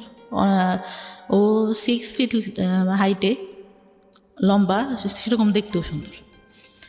তা তখন বলে যে আমাকে বললো তুমি আমার দিকে তাকাইছিল না। আমি তো তাকাইছিলাম না, তখন আমি এটা খুলেই বলি যে এরকম। আমি ভাবছি যে ভাবি আপনাকে দেখে কেন তাকায়, আপনার সঙ্গে কি কথা বলে কিনা। তা বলে না, আমার সঙ্গে কথা বলে না, আমি জাস্ট তোমাকে অনেক ভালো লাগে এই জন্য। আমি পরে বলি যে ভাইয়া আপনি আমার সাথে কথা বলবেন, ঠিক আছে, আমি সব কিছু বলি যে আমার কিন্তু আগে অনেকগুলো রিলেশন ছিল, অনেকের সঙ্গে আমি কথা বলতাম, এগুলো কিন্তু আপনি জানেন এলাকায় যেহেতু এইগুলো আসতে পারে, আর আপনি এইগুলো নিয়ে পরে সমস্যা করবেন, সম্পর্ক করলেও এটা কিন্তু হবে না। পরে ও বলে যে আচ্ছা ঠিক আছে, সমস্যা করবো। মানে যখন রিলেশন হইলো, কথাবার্তা হইতো, ফিজিক্যালি কোনো কিছু না, শুধু এমনিতেই কথা হইতো। কিছুদিন পরে ঠিক সেই কথাগুলো শুরু করলো, কেন করছো, আমার ফ্রেন্ডরাও তো এর মধ্যে আছে, কথা বলছো কেন? ও বলছে যে তোমার সাথে থাকছে, এই বলছে, এই করছে, ওই করছে, আমার তো এগুলো নিতে কষ্ট হবে। মানে সবাই আপনার নামে বদনাম করতো? বদনাম যেটা, কিন্তু সামনে কখনো কিন্তু কেউ বলেনি, কারণ বাবার একটা ইয়া ছিল, কখনো কেউ বলবে এরকম না। কিন্তু গেলে পারে এই মেয়েটা ভালো না, এই মেয়ের চরিত্র ভালো না, ওকে, পরে এরকম বলতো। তারপর আমি ওর কাছে বিশ্বাস করবো না, সব ঘটনা বলি, সব আমার ছোটবেলা থেকে কি হয় না হয় আমি সব কিছু বলি। আচ্ছা। ও মানে একটা পর্যায়ে কি হলো, ওইগুলো নিয়েও কথা বলা শুরু করলো। মানে আপনার সঙ্গে ঝগড়া হতো, এগুলো নিয়ে খোঁটা দিত? এগুলো নিয়ে খোঁটা দিত, মানে ওইগুলা চাচাদের কথা না নিয়েও বাইরে যে ছেলেদের সঙ্গে কথা বলতাম, এগুলা নিয়ে খোঁটা দেওয়া শুরু করলো। আমি তখন অনেক কাঁদতাম যে তোমার তো আমি সব বলছি, দুনিয়ার কেউ কিছু জানুক না জানুক তুমি তো জানো, তাহলে কেন এরকম এইগুলা বলো? আর তুমি যদি আমার লাইফে আগে আসতো তাহলে তো আমি এগুলো করতাম না। আমি তো তোমাকে ভালো করে চিনতাম না, স্কুলে গেছি, একটু দেখছি, এই যা তুমি আগে বলতো আমার সাথে রিলেশন করবা, তুমি তো অনেক আলোচনা, কারণ আমি তো ছোট, তুমি তো আমার থেকে বড় হবা। পরে ভাই আমার ফার্স্ট বিয়ের ইয়াটা আসে, হুট করেই আমাকে বিয়ে দিয়ে দেয়। আমার কাছে জিজ্ঞাসাও করে না যে আমি পছন্দ করি কিনা। কিভাবে হয় বিয়েটা? আমাদের এখানে কোন ক্লাসে তখন আপনি? Inter first year. ওকে। আমার তখন ভাই বিয়ের বয়সটাও হয়নি। হুম মানে আমার মাকে এসে একজন বলতো যে মানে সে হচ্ছে মুরগি দিয়ে যেত আমাদের বাসায়। হুম বলে যে আপনার মেয়েটা তো অনেক সুন্দর, ছেলেটা অনেক সুন্দর, বাইং হাউসে চাকরি করে, তা আপনার মেয়েকে বিয়ে দিয়ে দিই। হুম। তা আমি বলে যে খোঁজ খবর না নিয়ে আর আমি এগুলো জানি না, ওর বাবা শুনলে রাগ করবে। তা আব্বুকে বলে, আম্মু হয়তো কোনোভাবে কনভিন্স করে বললে আম্মু আমার ভাইয়াকে পাঠায়। ভাইয়ারা ঈদের মধ্যে মানে বিয়ের পরে ঈদ ভাইয়া বাসাতেই থাকে, ভাইয়া চাকরি একটা করতো সেটা আবার ছেড়ে দেয়। পরে ভাইয়া যায়, যে কি করে ওকে বলে যে আশেপাশ থেকে খোঁজ নিতে, ও কী করে ওই বাসায় ঢুকে যায়। পরে ছেলের ছোটো ভাইয়ের কাছ থেকে সব কিছু দেখে, তাদের বাড়ি টাড়ি দেখে অনেক মানে টাইস করা ইয়া করা, ফুল ওয়াল উপরে টিন শেড, তার মধ্যে টাইস করা ইয়াটিয়াও অনেক ভালো, ভাইয়া পছন্দ করে। তখন ছেলে আসে দেখতে, তার একদিন না দুদিন পরে। ভাই আমি তো ছেলে মানুষকে তাকায় দেখবো, লজ্জার একটা ব্যাপার। আমাকে শাড়ি টাড়ি পরানো হয়, হুম তা আমি তাকাই না কখনো। উনি আমার কাছে জিজ্ঞাসা করে ঠিকানা এইগুলা নর্মালি যেগুলা জিজ্ঞাসা করে, বা চুল দেখাবে সেই এইসব কিন্তু কিছু বলে না। হুম এমনি নাম টাম জিজ্ঞাসা করলো, ইয়া করলো, অনেক পছন্দ হয়েছে। পছন্দ হইলে মানে আমার মায়েরও অনেক পছন্দ, বাবারও অনেক পছন্দ ছেলেকে দেখে। কিন্তু ছেলেটা ভাই আমার থেকে মনে হয় 17-18 বছরের বড় হবে। ওকে। 17-18 বছরের বড় হবে। তখন তারা কি করলো যে বিয়ে করবে। তা আব্বু বলে যে আচ্ছা বিয়ে না, আমার একটাই মেয়ে, আমি অনেক বড় করে অনুষ্ঠান করব, আমরা এমনিতে শুধু কাবিন রেজিস্ট্রেশন করে রাখি। রেজিস্ট্রি করা হয়, কবুল টবুল বলা হয় না। ওই ছেলেদের তখন রাতে ওইখান থেকে চলে যায়। আমি অনেক কান্না করি ভাই, আমি তখন বলতে পারি না যে এই ছেলের সাথে আমার সম্পর্ক আছে, আমি একে ছাড়া থাকতে পারবো না। পরে তার মধ্যেও আমার যে চাচা আসে, ছোটো চাচা আসে, ঈদে আসে, এই আসে সেই আসে, কন্টিনিউ এটা চলতে থাকে। আচ্ছা। পরে বিয়ে দেওয়ার পরে হুট করে দিয়ে দিল। আমার সবাইরে ফোন দিয়ে বললো, আমার বড় চাচা বলে যে কী ব্যাপার, তুই বিয়ে দিলি আমাদের কাছে তো জিজ্ঞাসা করবি। পরে যাওয়ার পরে আব্বা একটা ফোন দিল, ওই কন্টিনিউ কথা হইতো ছেলেটার সঙ্গে। কথা বলার আগে অন্যই যখন চলে যায় তার পরের দিন আমার ফুপুরা আসে, সবাই আসে। আমি বললাম যে ভাই ছবিটা দেখি ছেলেটার। আমার যখন দেখাইলো, আমি শুধু ভাইকে বললাম তোরা কি করলি। মানে এটা বিয়ে হওয়ার পরে গিয়ে আপনি ছবি দেখলেন ছেলেটার? আমি তখন তাকাই দেখিনি ভাইয়া, মানে আমি লজ্জাতে কি তাকাই দেখবো। আমাকে জিজ্ঞাসা করছে, আমি মাথা নিচু করে যতটুকু বলার বলছি। ছেলেটা হাইট টাইট লম্বা টম্বা সুন্দর ছিল, কিন্তু অত বয়সের তো একটা ছাপ মুখের উপর পড়ে। তো বিয়ে হয়ে যায় এইভাবে। আমি সেদিন আমার যার সাথে সম্পর্ক ছিল ওকে ফোন দিয়ে আমি অনেক কান্না করি। ঈদের পরে ও বাড়িতেই ছিল, ঢাকায় পড়ালেখা করতো। ও শুধু বলে যে যা হবার হয়ে গেছে, এখন আমি কি করবো। আমি তো মানে আমার ভাইয়ের সাথে ওর আবার অনেক ভালো সম্পর্ক ছিল। আমি তো ভাইয়াকে ফোন দিয়েছিলাম যে ভাই কী করেন। এখন ভাইয়া তো আর আমাদের সম্পর্কের কথা জানে না, হয়তো অনেকের কাছ থেকে শুনতে পারে, তাছাড়া তো আর কিছু জানে না। বললো যে ওকে দেখতে আসছে, হয়তো বিয়ে হয়ে যাবে, আমি বাড়িতে। তা বলতেছে ও নাকি জিজ্ঞাসা করে আমাকে, যত দূরও বলে যে খোঁজ খবর নিছেন কি করে ছেলে, যে হ্যাঁ ভালোই। বলতেছে এরকম হুট করে কি বিয়ে দেওয়া ঠিক? ওনাকে এই কথাটা বলে আমাকে বলে যত দূর। এখন ও বলছে কি না দেওয়া আমি সঠিক জানি না। অনেক কান্নাকাটি করলে রাতে যে কাবিন রেজিস্ট্রি হওয়ার পরে ওনারা তো চলে গেল। পরে আমার সাথে কথা হইতো, কিন্তু আমি নিতে পারতাম না। পরে মানে যখন কথা টথা হইতো, উনি একটা পর্যায়ে বলে যে আচ্ছা আমাদের তো শুধু কাবিন রেজিস্ট্রি হয়েছে, তুমি ফোনে কবল বলো, আমিও বলি, মানে আমাদের তো তাহলে বিয়ে হয়ে গেল। কে বলছে এটা? মানে আমার যার সঙ্গে কাবিন রেজিস্ট্রি হয়। আচ্ছা আচ্ছা, ওকে। আমি বলতেছি কেন বলবো, যখন কাবিন মানে কবুল বলতে হবে তখন তো বলবই, তখন তো সবাই থাকবে। ফোনে বলে শুধু কি দরকার, কাবিন রেজিস্ট্রি তো হয়েছেই। তো বলতেছে বলো, তাহলে তো আমরা স্বামী স্ত্রী হয়ে গেলাম। তা উনি বলে 3 বার বলে, আমি বলি না। মানে আমার মনের মধ্যে যেন কেমন একটা লাগে যে কি ফোনে কেন বলবো। আর যদি বিয়ে না হয়, আমার কেন জানি না মনের মধ্যে বললো যে যদি না হয়। আপনি তো রেজিস্ট্রি হয়ে গেছে। রেজিস্ট্রি হয়ে গেছে, কিন্তু ওই যে ইসলামিক ধর্মে যেভাবে হয় সেটা তো হয়নি। আচ্ছা। আমরা তো ধর্মে বুঝি যে মানে কাবিন রেজিস্ট্রি হলে তো বিয়ে হচ্ছে না, আমাদের কবুল বলতে হবে 3 বার। আমাদের হাদিসে যতটুকু বলা আছে। আচ্ছা। ওটা তো হয়নি। যদি না হয়, মানে আমার ওই চিন্তাটা মাথার মধ্যে। আমি তখনও স্টিল আমার বয়ফ্রেন্ডে লাভ করি। পরে আমার বয়ফ্রেন্ডটা মাঝে মধ্যে ঢাকার থেকে আসতো। তারপরে একটা পর্যায়ে মানে এতটাই হয়ে যায়, ফিজিক্যাল রিলেশন হয় আমাদের মধ্যে। মানে বয়ফ্রেন্ডের সঙ্গে? হ্যাঁ, বয়ফ্রেন্ডের সঙ্গে। ওকে। বয়ফ্রেন্ডের সঙ্গে ফিজিক্যাল রিলেশন হয়, পরে মানে ও কন্টিনিউ আমার বাসায় আসতে থাকে রাতে, আসতে থাকে, এরকম হয়। পরে মানে ফিজিক্যাল রিলেশন হলে আমি মানে ফার্স্ট, তার আগে তো বলছি যে একটা বয়ফ্রেন্ডের সঙ্গে হয়। তো ওই টাইমটাতে ও বলতো যে ওই বয়ফ্রেন্ডটার কথাও জানতো যে তুমি এইগুলো করছো, আবার ওই যে বললাম যারা পিছনে ঘুরতো ওরা ওই বাজে কথা বলতো, না করলেও বলতো। তো ওইখান থেকে মানে আমার খুব খারাপ লাগতো যে কী রে, ওর সাথে আমার সব হয়ে গেল, ওরা আমি সব বলছি, তারপরে ও কেন আমাকে এগুলো বলে। পরে আমি একটা পর্যায়ে এরকম কথা বলতাম, আব্বু বলতো যে তোর বিয়ে হয়ে গেছে, ছেলে চাকরি করে, এত কথা তুই কেমনে বলিস।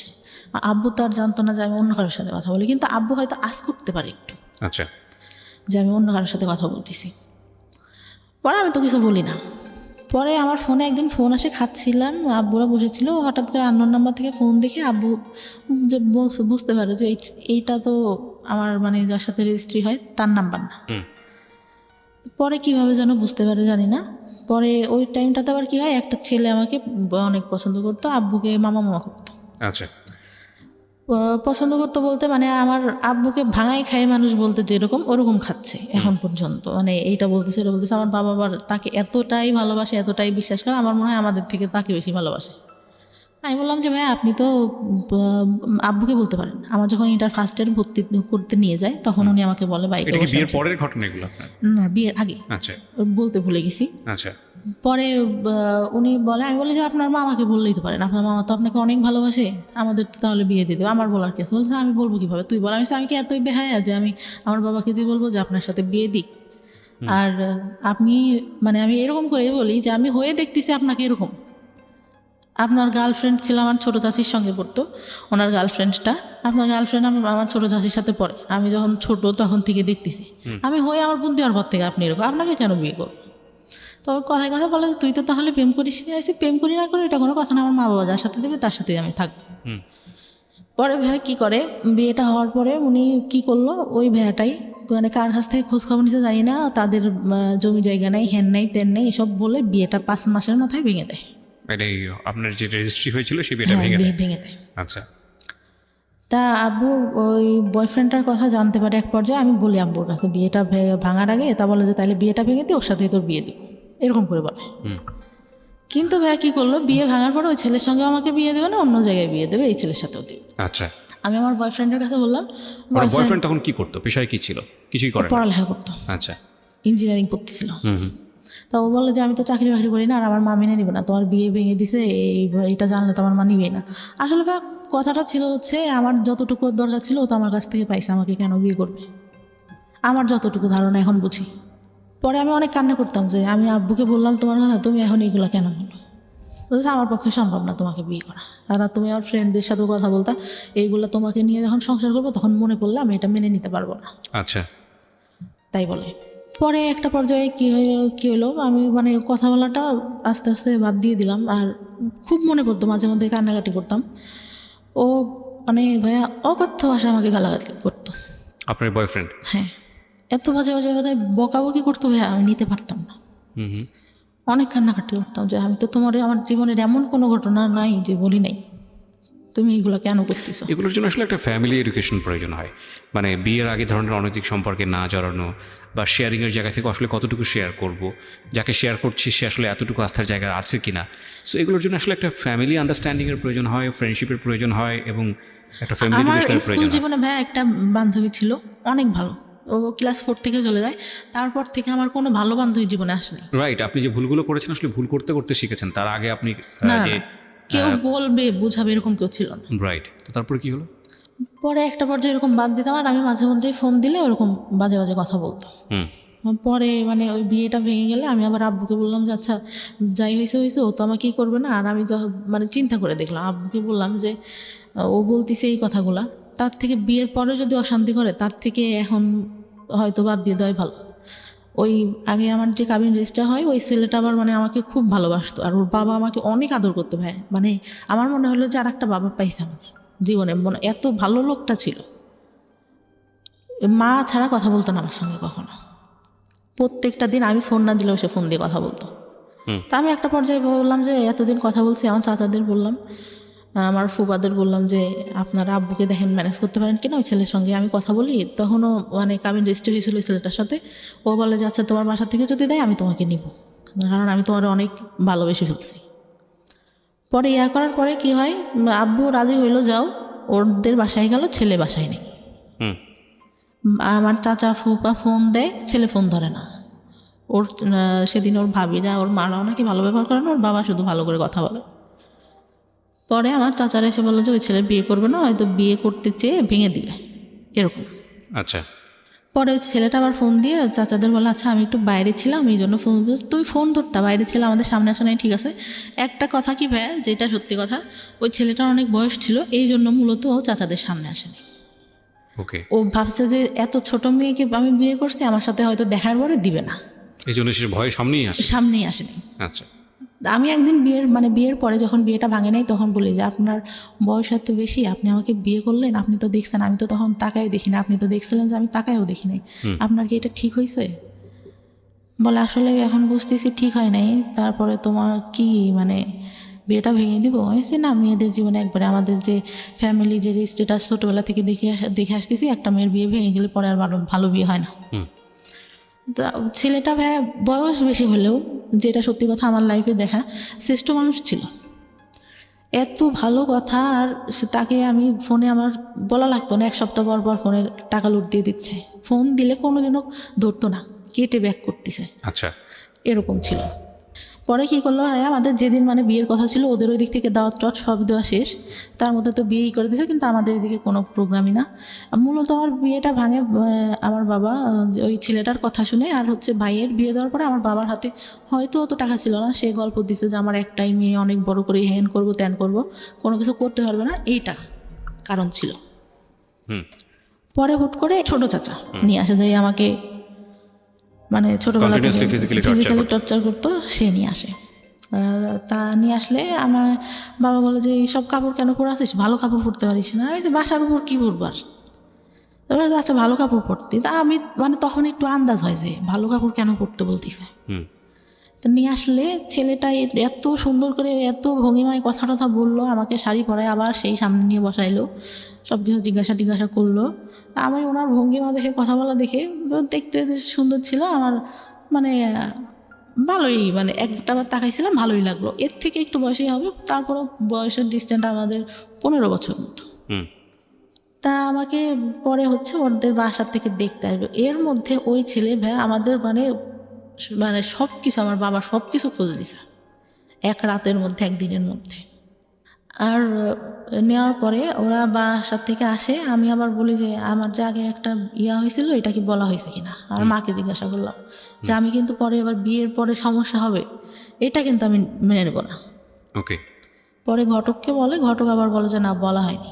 তা বলে যে আচ্ছা তাহলে বাব্বু বলে যে আচ্ছা বলো, যদি বললে যদি করলো, নাইলে নাই, বিয়ে করলে। পরে ভাইয়া বিয়ে দেওয়া ওনাকে বলছে, উনি সবার কাছে খোঁজ নিয়েছে, কিন্তু সবাই তো জানে যেহেতু ফ্যামিলিটা ভালো, জানে, সবাই বলছে যে না উঠাই নাই, শুধু ওদের কাবিন রেজিস্ট্রি হয়েছিল। ছেলে বিয়ের আগে আসলো, ওদের বাসার থেকে সবাই আসলো, এসে ওর বাবা অনেকই মানে আমার, তারপর ঈদের পরে ছিল, কোরবানি ঈদের পরে মেবি, ওই দুনিয়ার লোক এসে মনে হচ্ছে আমি একটা কার্টুন বসে আছি, আমাকে দেখতেছে।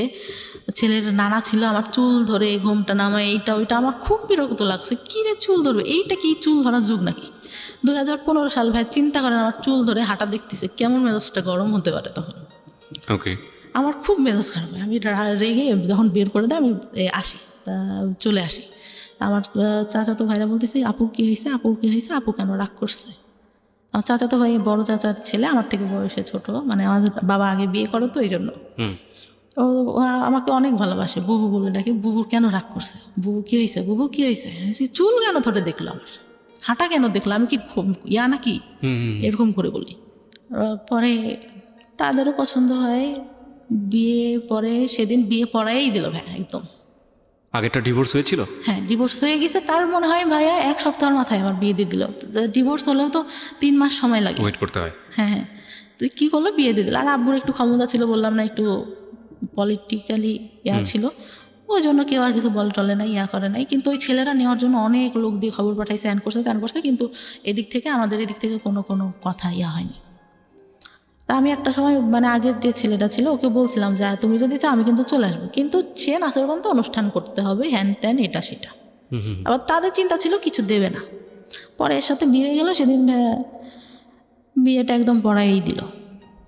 বিয়েটা পড়াই দেওয়ার পরে ছেলের কথার ভঙ্গিমা এটা সেটা, সে ডিপ্লোমা কমপ্লিট করছে, সে বললো যে আমি বিএসসি কমপ্লিট করছি। মিথ্যা কথাটা পুরাই বললো যে টাউনে জায়গা আছে ওইখানে বাড়ি করবো, এটাও পুরা মিথ্যা কথা। জায়গা কিছুই মানে এমনিতে গ্রামে জায়গা জমি আল্লাহর রহমতে ভালো আছে, কিন্তু ওইগুলো মিথ্যা কথা। কারণ ওদের যে বাড়ি টাড়ি দেখলে তো বিয়ে দিবে না। আমার চাচা কিন্তু দেখে আসছে ভাই, কিন্তু সে মানে বাড়ি কেমন এটা কেমন এটা কেমন কিছুই বলে নাই, বলছে ভাই ছেলে ভালো চাকরি করে, ভালো দেখতে, বাড়ি জমি জায়গা যা আছে অনেক ভালো। বিয়ে হওয়ার পরে তার সাথে উঠাই নাই তখন, এমনিতে বিয়ে হলো, ছেলে থাকলো রাতে, সব কিছু জিজ্ঞাসা করলো যে বিয়ে হয়েছিল, কোনো কিছু হয়েছে কিনা এটা সেটা। আমি বললাম না, বিয়ের আগেই তো বলছি যে শুধু কথাই হইতো আর কোনো কিছু না। আর ছেলেটা হয়তো এরকম ছিল না যে দেখা করবে বা হ্যান ত্যান। পরে সারা রাত গল্প টল্প করলাম, করার পরে মানে ভাইয়া যে বলে না যে মানে হাজব্যান্ডের কাছ থেকে একটা ভালো কথা বা ভালো কিছু, সে প্রথম অনেক ভালো কথা বলতো, ভালো ব্যবহার করতো। আমি ফার্স্ট যখন ঢাকায় আসলাম, একা আসলে চাকরি করতো, একটা বাসায় এসে একা থাকতো, তার ফ্রেন্ডের সাথে একটা বিজনেস করতো, এক পাশে হচ্ছে তাদের জিনিস থাকতো, এই কসমেটিক্স এটা সেটা, আর এক পাশেও থাকতো। ইয়ে হয় ভাই, আমাকে একটা ফোন গিফট করে, ফোনটা হারাই যায়। বাস থেকে যখন নামবো গাবতলিতে, আমার ব্যাগে ধাক্কা লাগে বাসের মধ্যে থেকেই। আমি ভাবি যে হয়তো সিটে লেগে ধাক্কা লাগছে।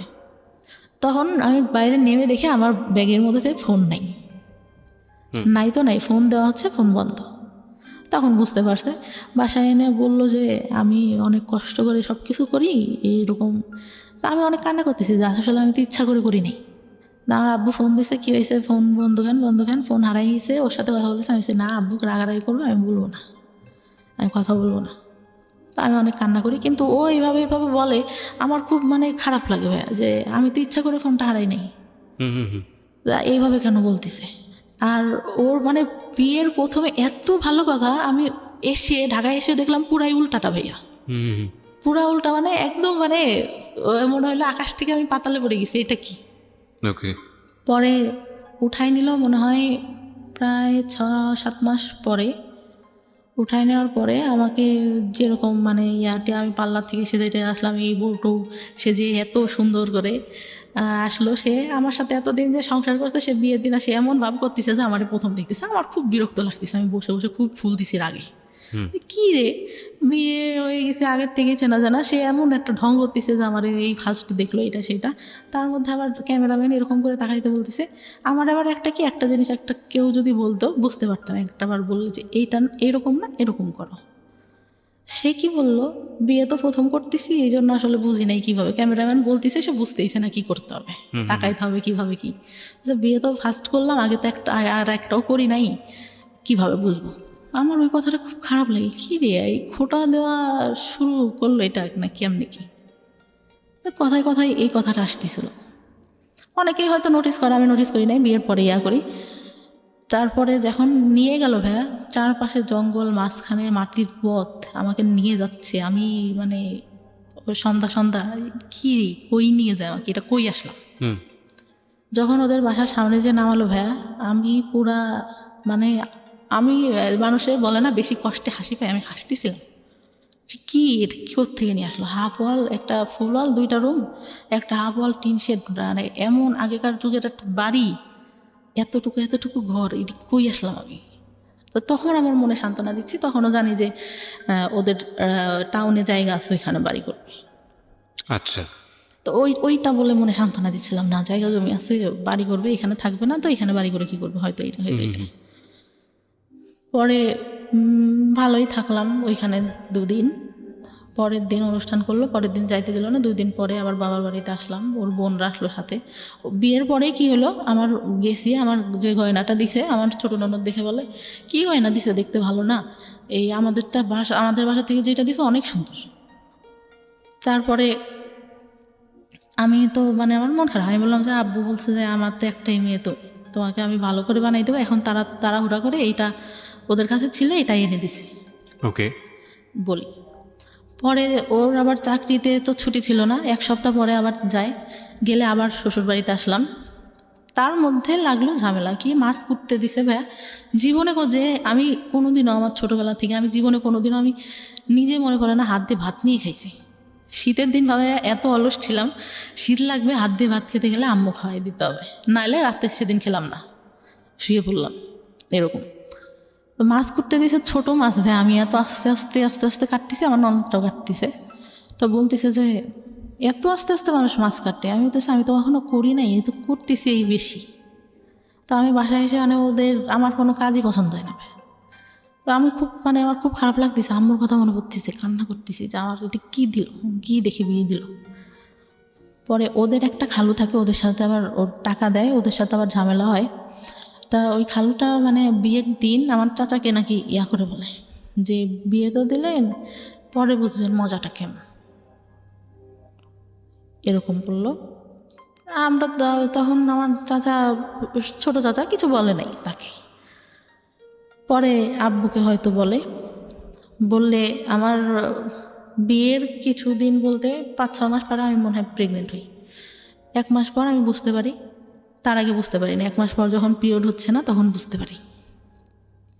তার মধ্যে ওই যে শ্বশুরবাড়িতে যাই মাঝে মধ্যে, আমার শ্বশুর তখন বেঁচে ছিল, এইটা নিয়ে বাঁধাবো ওইটা নিয়ে বাঁধাবে, এইরকম এই কাজটা কেন করে না, ওইটা কেন কিছুই করে না। আমি তো তাই আমি বুঝি না আসলে সংসারে কি করতে হয়, টোটালি আমি বুঝি না কি করতে হয় একটা সংসারে, যে উঠবো সকালে উঠে এইটা করবো ওইটা করবো। আমি তো ওইভাবে মানুষই নেই, সব দেখছি আমার মা কাজের লোক দিয়ে করাচ্ছে, নিজে শুধু রান্নার বান্না করতেছে। মানে বললাম না ফ্যামিলিটা বড় ছিল, একসাথে ছিল সবাই, তো করতেছে। তারপর আমি মানে করতাম না, আমার কী হলো বাচ্চাটা যখন প্রেগনেন্ট আমি, তখন আমি একদম আমার বাড়িতে, আমার বিয়ের পরে ভাই আমার হাজব্যান্ড আমাকে কাপড় দিত না। ওকে। টোটালি বলতে আমি গেছি, আমার একটা জামা সবসময় পরার জন্য 500-550 টাকা দাম হবে, বললাম যে এটা আমার পছন্দ হয়েছে আমি নিব, বলছে আমার কাছে টাকা নেই, তোমার কাছে থাকলে নাও। তারপর আমি নিলাম, আমি ওই করি নাই। আবার আমার খালার ছেলেটা অসুস্থ হয়ে যায়, ওর কাছে টাকা ছিল না, আমি মানি ব্যাগ দেখে আমার কাছে টাকা ছিল, ওইটার মধ্যে দিয়ে দিই। মানে এতটাই ভালোবাসতাম ভাই ফার্স্ট টাইমে, এতটাই বিশ্বাস করছি তার কথা শুনে। পরে আমার খুব খারাপ লাগে, ঈদ যায় 2টা ভাই, ঈদে একটা কাপড়ও দেয় না আমাকে। আমার বাবার বাড়ি থেকে সব ঢাকায় আসছি, এই বছর বাণিজ্য মেলায় যাবো ভাইয়া। আমি বললাম যে গেলে কি কিনে দেবা, বলে যাওয়ার আগেই কি কিনে দিব, বাণিজ্য মেলায় সবাই ঘুরতে যায় কিছু কিনতে যায় না, ওইখানে অনেক দাম। তাহলে কি দরকার আছে যাওয়ার। ওকে। পরে আমি আম্মুরে ফোন দিয়ে কান্না করতেছিলাম, আব্বু আবার বিকাশে 2000 টাকা পাঠায় ওর, যে ও গেলে যা কিনতে যায় কিনে দিও। পরে যাই ওখান থেকে একটা হাতের ব্রেসলেট, একটা পায়েল কিনে আর একটা আংটি কিনে। ও মানে আমাকে নিয়ে যাওয়ার পরে ভাইয়া শুধু গ্রাউন্ডে ঘোরাচ্ছে, এই যে সব আগে ঘুরে দেখো। দোকান যখন বন্ধ হয়ে যাচ্ছে তাড়াহুড়া করে ওই 3টা জিনিস নেই, নিয়ে আসার পরে যে প্রেগনেন্ট, তখনও জানি না প্রেগনেন্ট। আসি আবার যাই ওই শ্বশুরবাড়িতে, বেশি হলেও 3 থেকে 4 দিন থাকি, তার মধ্যে ভাইয়া যত সব কাহিনী। আবার এখন পর্যন্ত দুপুরে ঘুমান আমার শাশুড়ি দেখতে পারে না, এই ঘুমায় দেখে তুই অবস্থা। একটু কাজ করে রসুন পেঁয়াজ ছিলে রাখলে পরে রান্নাবান্না করতে তাড়াতাড়ি হয়। ওই তো বললাম না ওইরকম করে দেয়। তারপর আমার চাচা, যেটা বলতে ভুলে গেছি, বিয়ের পরে এই ছেলেটার সাথে যখন বিয়ে হয় ওর চলে গেল, আমার দাদি ছোটবেলা থেকে আমাকে দেখতে পারতো না। এই খাওয়াটা হলে ফুপড়া আসছে, বলবে যে খেতে বসছি, দেখা গেছে সামনে থেকে বাটিটা টান দিয়ে নিয়ে নিত। আপনার ফুপু? আমার দাদি। হ্যাঁ, বলতো যে ওরা তো চলে যাবে, তুমি তো বাসায় খাওয়াই, পরে খাবা। মেয়ে বলে হয়তো দেখতে পারতো না। আমার খুব খারাপ লাগতো, আমার ভাইকে অনেক ভালোবাসতো আমার দাদি। হ্যাঁ, এই যে ডিসক্রিমিনেশন, এটা আমাদের সমাজে আছে। পরে এই বিয়েটা হওয়ার পরে কি হলো, ফুপুরা আসছে সবাই, আমার হাজব্যান্ড চলে গেছে তখন ঢাকায়। আমি ঘুম থেকে উঠছি, আমার অনেক গলা ব্যথা, আমার টনসিলের প্রবলেম এখনও, মাঝে মধ্যে ফুলে টুলে যায় একদম, কথা বলতে সমস্যা হয়, কথা বলতে পারি না। তা খেতে গেছি, আমার ভাবি আমার ভাইকে অনেক ভালোবাসে আমার দাদি। আমি খেতে গেছি, মাংসর বাটিটা সামনে আছে, আমি ডাল নিয়ে মাংসটা নিতে গেছি, উনি কোত্থেকে এসে বাটিটা টান দিয়ে সামনে থেকে নিয়ে নিয়েছে, মানে ধরিও নাই আমি। বলতেছে তুমি কি মাংস নিবা, তোমার ফুপুরা খাইছে, যাওয়ার সময় আবার খাবে। আমার খুব কষ্ট লাগে তখন, কষ্ট লাগে। আর আমি তখন বলি যে না থাক, খাবো না। পরে ভাত মানে গলা ব্যথা, তারপরে কষ্টে গলার মধ্যে আর যাচ্ছে না। যে বিয়ে হয়ে 2 দিন সময় মানে সময় পাইলো না, এর আগে থেকে এরকম করতো, এখনও এই ব্যবহারই। বিয়ের পরেও এটা করেছে? আমার দাদি, হ্যাঁ বিয়ের পরে আচ্ছা, না ঠিক আছে। পরে আমার ভাই কি বললো, ভাই কথাটাই আসে, আমার ভাই ছোটবেলা থেকে অনেক আদর করতো, যখন রিলেশন করতাম তখন একটু মানে ওর কাছে খারাপ লাগতো, বলতো ওর কাছে হয়তো কেউ, ও মানে একটু ব্যবহার মাঝে মধ্যে খারাপ করতো, কিন্তু ভালোবাসতো এমনিতে। ঢাকার থেকে যাচ্ছে, এটা নিচ্ছে ওইটা নিচ্ছে। ও বললো যে সংসার করে খাবি তোরা, তোদের মতো মেয়েরা সংসার করে খায়। ঠিক আছে, ছোট ছোট বিষয়গুলো খুবই কষ্টদায়ক। আমার মনে হয় মেয়েদের প্রতি আরও বেশি সহনশীল হওয়া উচিত, সেটা পরিবার থেকে হওয়া উচিত। বাবার জায়গাটা ভয়ানক রকমভাবে মিসিং, এবং কিছু বিষয় আমরা আজকে এই অনুষ্ঠানে সচেতনভাবেই তুলে আনতে পারিনি, কারণ আমাদেরও একটা সীমাবদ্ধতা আছে, 1। আর 2 নম্বর যেটা, সেটা হচ্ছে যে মা যে ধরনের ভূমিকায় থাকা উচিত ছিল সেটা তো অবশ্যই ছিল না। মানসিক বিকাশ বলতে যেটা বোঝায় এই মেয়েটির, সেটা হয়নি, এবং যে কারণে ওর জীবনে কিছু সিক্রেটস জন্ম নিয়েছে। সেটা হচ্ছে বিয়ের আগে এক ধরনের অনৈতিক সম্পর্কে জড়িয়ে যাওয়া, এবং সেটার রেজাল্টও ভালো না হওয়া। আপনি দেখেন ওর জীবনে কোনো বেস্ট কোম্পানি নেই, একটা ভালো বন্ধু সেও খুব অল্প সময়ের জন্যে, তারপরে সে নাই। যাকে সে লাভ করলো সেই ছেলেটাও তাকে নিতে পারলো না, ইজি হতে পারলো না, তাকে জীবনে রিসিভ করতে পারলো না। যাকে বিয়ে দেওয়া হলো সেটাও একটা ভুল ডিসিশন ছিল ফ্যামিলির, প্রথম বিয়েটা। দ্বিতীয় বিয়েটার ক্ষেত্রে সেটাও হুটহাট করেই বলা চলে, যেই সংসারে সে করছে। ইন দ্য মিন টাইম যেই অনৈতিক যে সম্পর্কগুলো তার জীবনে এসছে, সেখানে তার প্রপার এডুকেশনের অভাব ছিল। সব কিছু মিলিয়ে একটা ভজকট জীবন। এবং আমি যে প্রশ্নটা করেছিলাম সেই প্রশ্নের উত্তরে আপনি বলেছেন না। না কেন, সেই গল্পটা তো আসলে, সেই অ্যান্সারটা তো আসলে পুরো গল্পই। তারপরেও আমরা আপনার কাছ থেকে শুনতে চাই যে আপনি সুখী না কেন। পরে ভাই আমার বাচ্চাটা হওয়ার পরে যখন 6 না, মাস, আমি সুখী না কেন এই প্রশ্নের উত্তর চাচ্ছি, আমি আর স্টোরিতে যেতে চাচ্ছি না। সুখী না কারণ আমি কাজ করি এখন যতটুকু পারি, তারপরেও আমার শাশুড়ি এইটাইভাবে রান্না করে খায় না, এটাই আমি জানি, ধরেন রান্না আপনার করে খায়। দৈনন্দিন জীবনে অনেক ধরনের প্রবলেম আছে, সে কারণেই আপনি অসুখী। কিন্তু আপনার জীবনের কি কোনো স্বপ্ন ছিল? হ্যাঁ হ্যাঁ, কি স্বপ্ন ছিল? আমি চেয়েছিলাম যে ইন্টার কমপ্লিট করে ভালো একটা কলেজে ভর্তি হব, ওকে, পড়ালেখা করে কিছু একটা করব, নিজের পায়ে দাঁড়াবো, নিজের পায়ে দাঁড়াবো, নিজে আর্ন করবো, ডিসিশন মেক করবো। হ্যাঁ হ্যাঁ, ডিসিশন মেক করবো। আর একটা ইচ্ছা ছিল যে আমার বাবার টাকা উড়ায় অনেক, মানে মানুষের পিছনে, এটা বুঝে না, এখন অনেক দিনাদায়ী হয়ে গেছে। আমি চাই, আমার ভাই বিয়ে করছে, সে এখন টাকা পয়সা দেয় না, আরো পারলে বাবার থেকে উল্টা নেয়। আমি চাই তার দিনাদায়ীটা শোধ করতে। মানে আমার আপনি চাইতেন? আমি চাইতাম। বাবাদের ভুল এই সব জায়গাতেই, এবং হয়তো আপনার মেয়েটা যদি আজকে সেই রকম নিজের পায়ে দাঁড়াতো, তাহলে হয়তো আপনারই জন্য উপকার হতো। এবং আমাদের, আমি সবসময় যে কথাটা বলি, সবসময়ই বলি, এই গল্পগুলোর সাম আপ একটা জায়গায় এসে দাঁড়িয়ে যায়, never sacrifice 2 things in your life. Number 1 is education, and number 2 is your career. এই দুটো জিনিস স্যাক্রিফাইস করলে এগুলো কখনো জীবনে রিটার্ন আসে না। বাকি জিনিসগুলো রিটার্ন আসে, কোনো না কোনোভাবে আমাদের সামনে ঘুরে ফিরে চলে আসে। হ্যাঁ, এখন সেই জায়গাটায় তো অবশ্যই আমি মাকে হারালে তো আপনি মাকে ফিরে পাবেন না, বউকে হারালে বউ পাবেন, হ্যাঁ এটা বলাই যায়। কিন্তু গার্লফ্রেন্ড গেলে জীবনে গার্লফ্রেন্ড আসবে, বয়ফ্রেন্ড গেলে বয়ফ্রেন্ড আসবে। একটা মানুষ জীবন থেকে চলে গেলে তার রিপ্লেসমেন্ট হয়তো অন্য একজন মানুষ হবে, এটা হয়। হ্যাঁ, এখন আমরা যখন লাভ করি তখন আলটিমেটলি এটাই চিন্তা করি যে না, তাকে ছাড়া আমার জীবন বৃথা। আমাদের লাভের স্টাইলটাই এরকম, ধরনটাই এরকম, আমরা অন্য কোনো কিছু চিন্তা করতে পারি না। লাভ সবসময়ই যখন হয় তখন একদম ব্লাইন্ডলি ডিপোজিট হয় সেই জায়গাটাতে। সো ওইটা নিয়ে আমরা, কিন্তু মজার বিষয় হচ্ছে যখন জীবন থেকে ওটা সরে যায় এবং জীবনে যখন সেকেন্ড আর একটা মানুষ আসে, তখন একটা পর্যায়ে গিয়ে মনে হয় কতটা বোকা ছিলাম, কতটা হাস্যকর ছিল এই সময়গুলো, কত না বড় ভুল করেছে। কিন্তু সিচুয়েশনের থেকে সেটা বোঝা যায় না। তো যাই হোক, আমি যে কথাটা বলছিলাম যে জীবনে আসলে এই দুটো জিনিস স্যাক্রিফাইস করলে এই দুটো জিনিস আর কখনো রিটার্ন আসে না, এবং তখন জীবনটা খুব দুর্বিষহ হয়ে ওঠে। কি ছেলে কি মেয়ে, প্রত্যেকেরই স্বাধীনভাবে বাঁচার ক্ষমতা আছে, এবং প্রত্যেকেরই নিজস্ব চিন্তায় বড় হওয়ার সুযোগ আছে। ধরুন, কেন এই দুটো জিনিসের কথা বলি? এই মেয়েটি তার সংসার জীবনে সুখী না, এই মেয়েটি তার পারিবারিক জীবনে সুখী না, এই মেয়েটির একটা বাচ্চা আছে।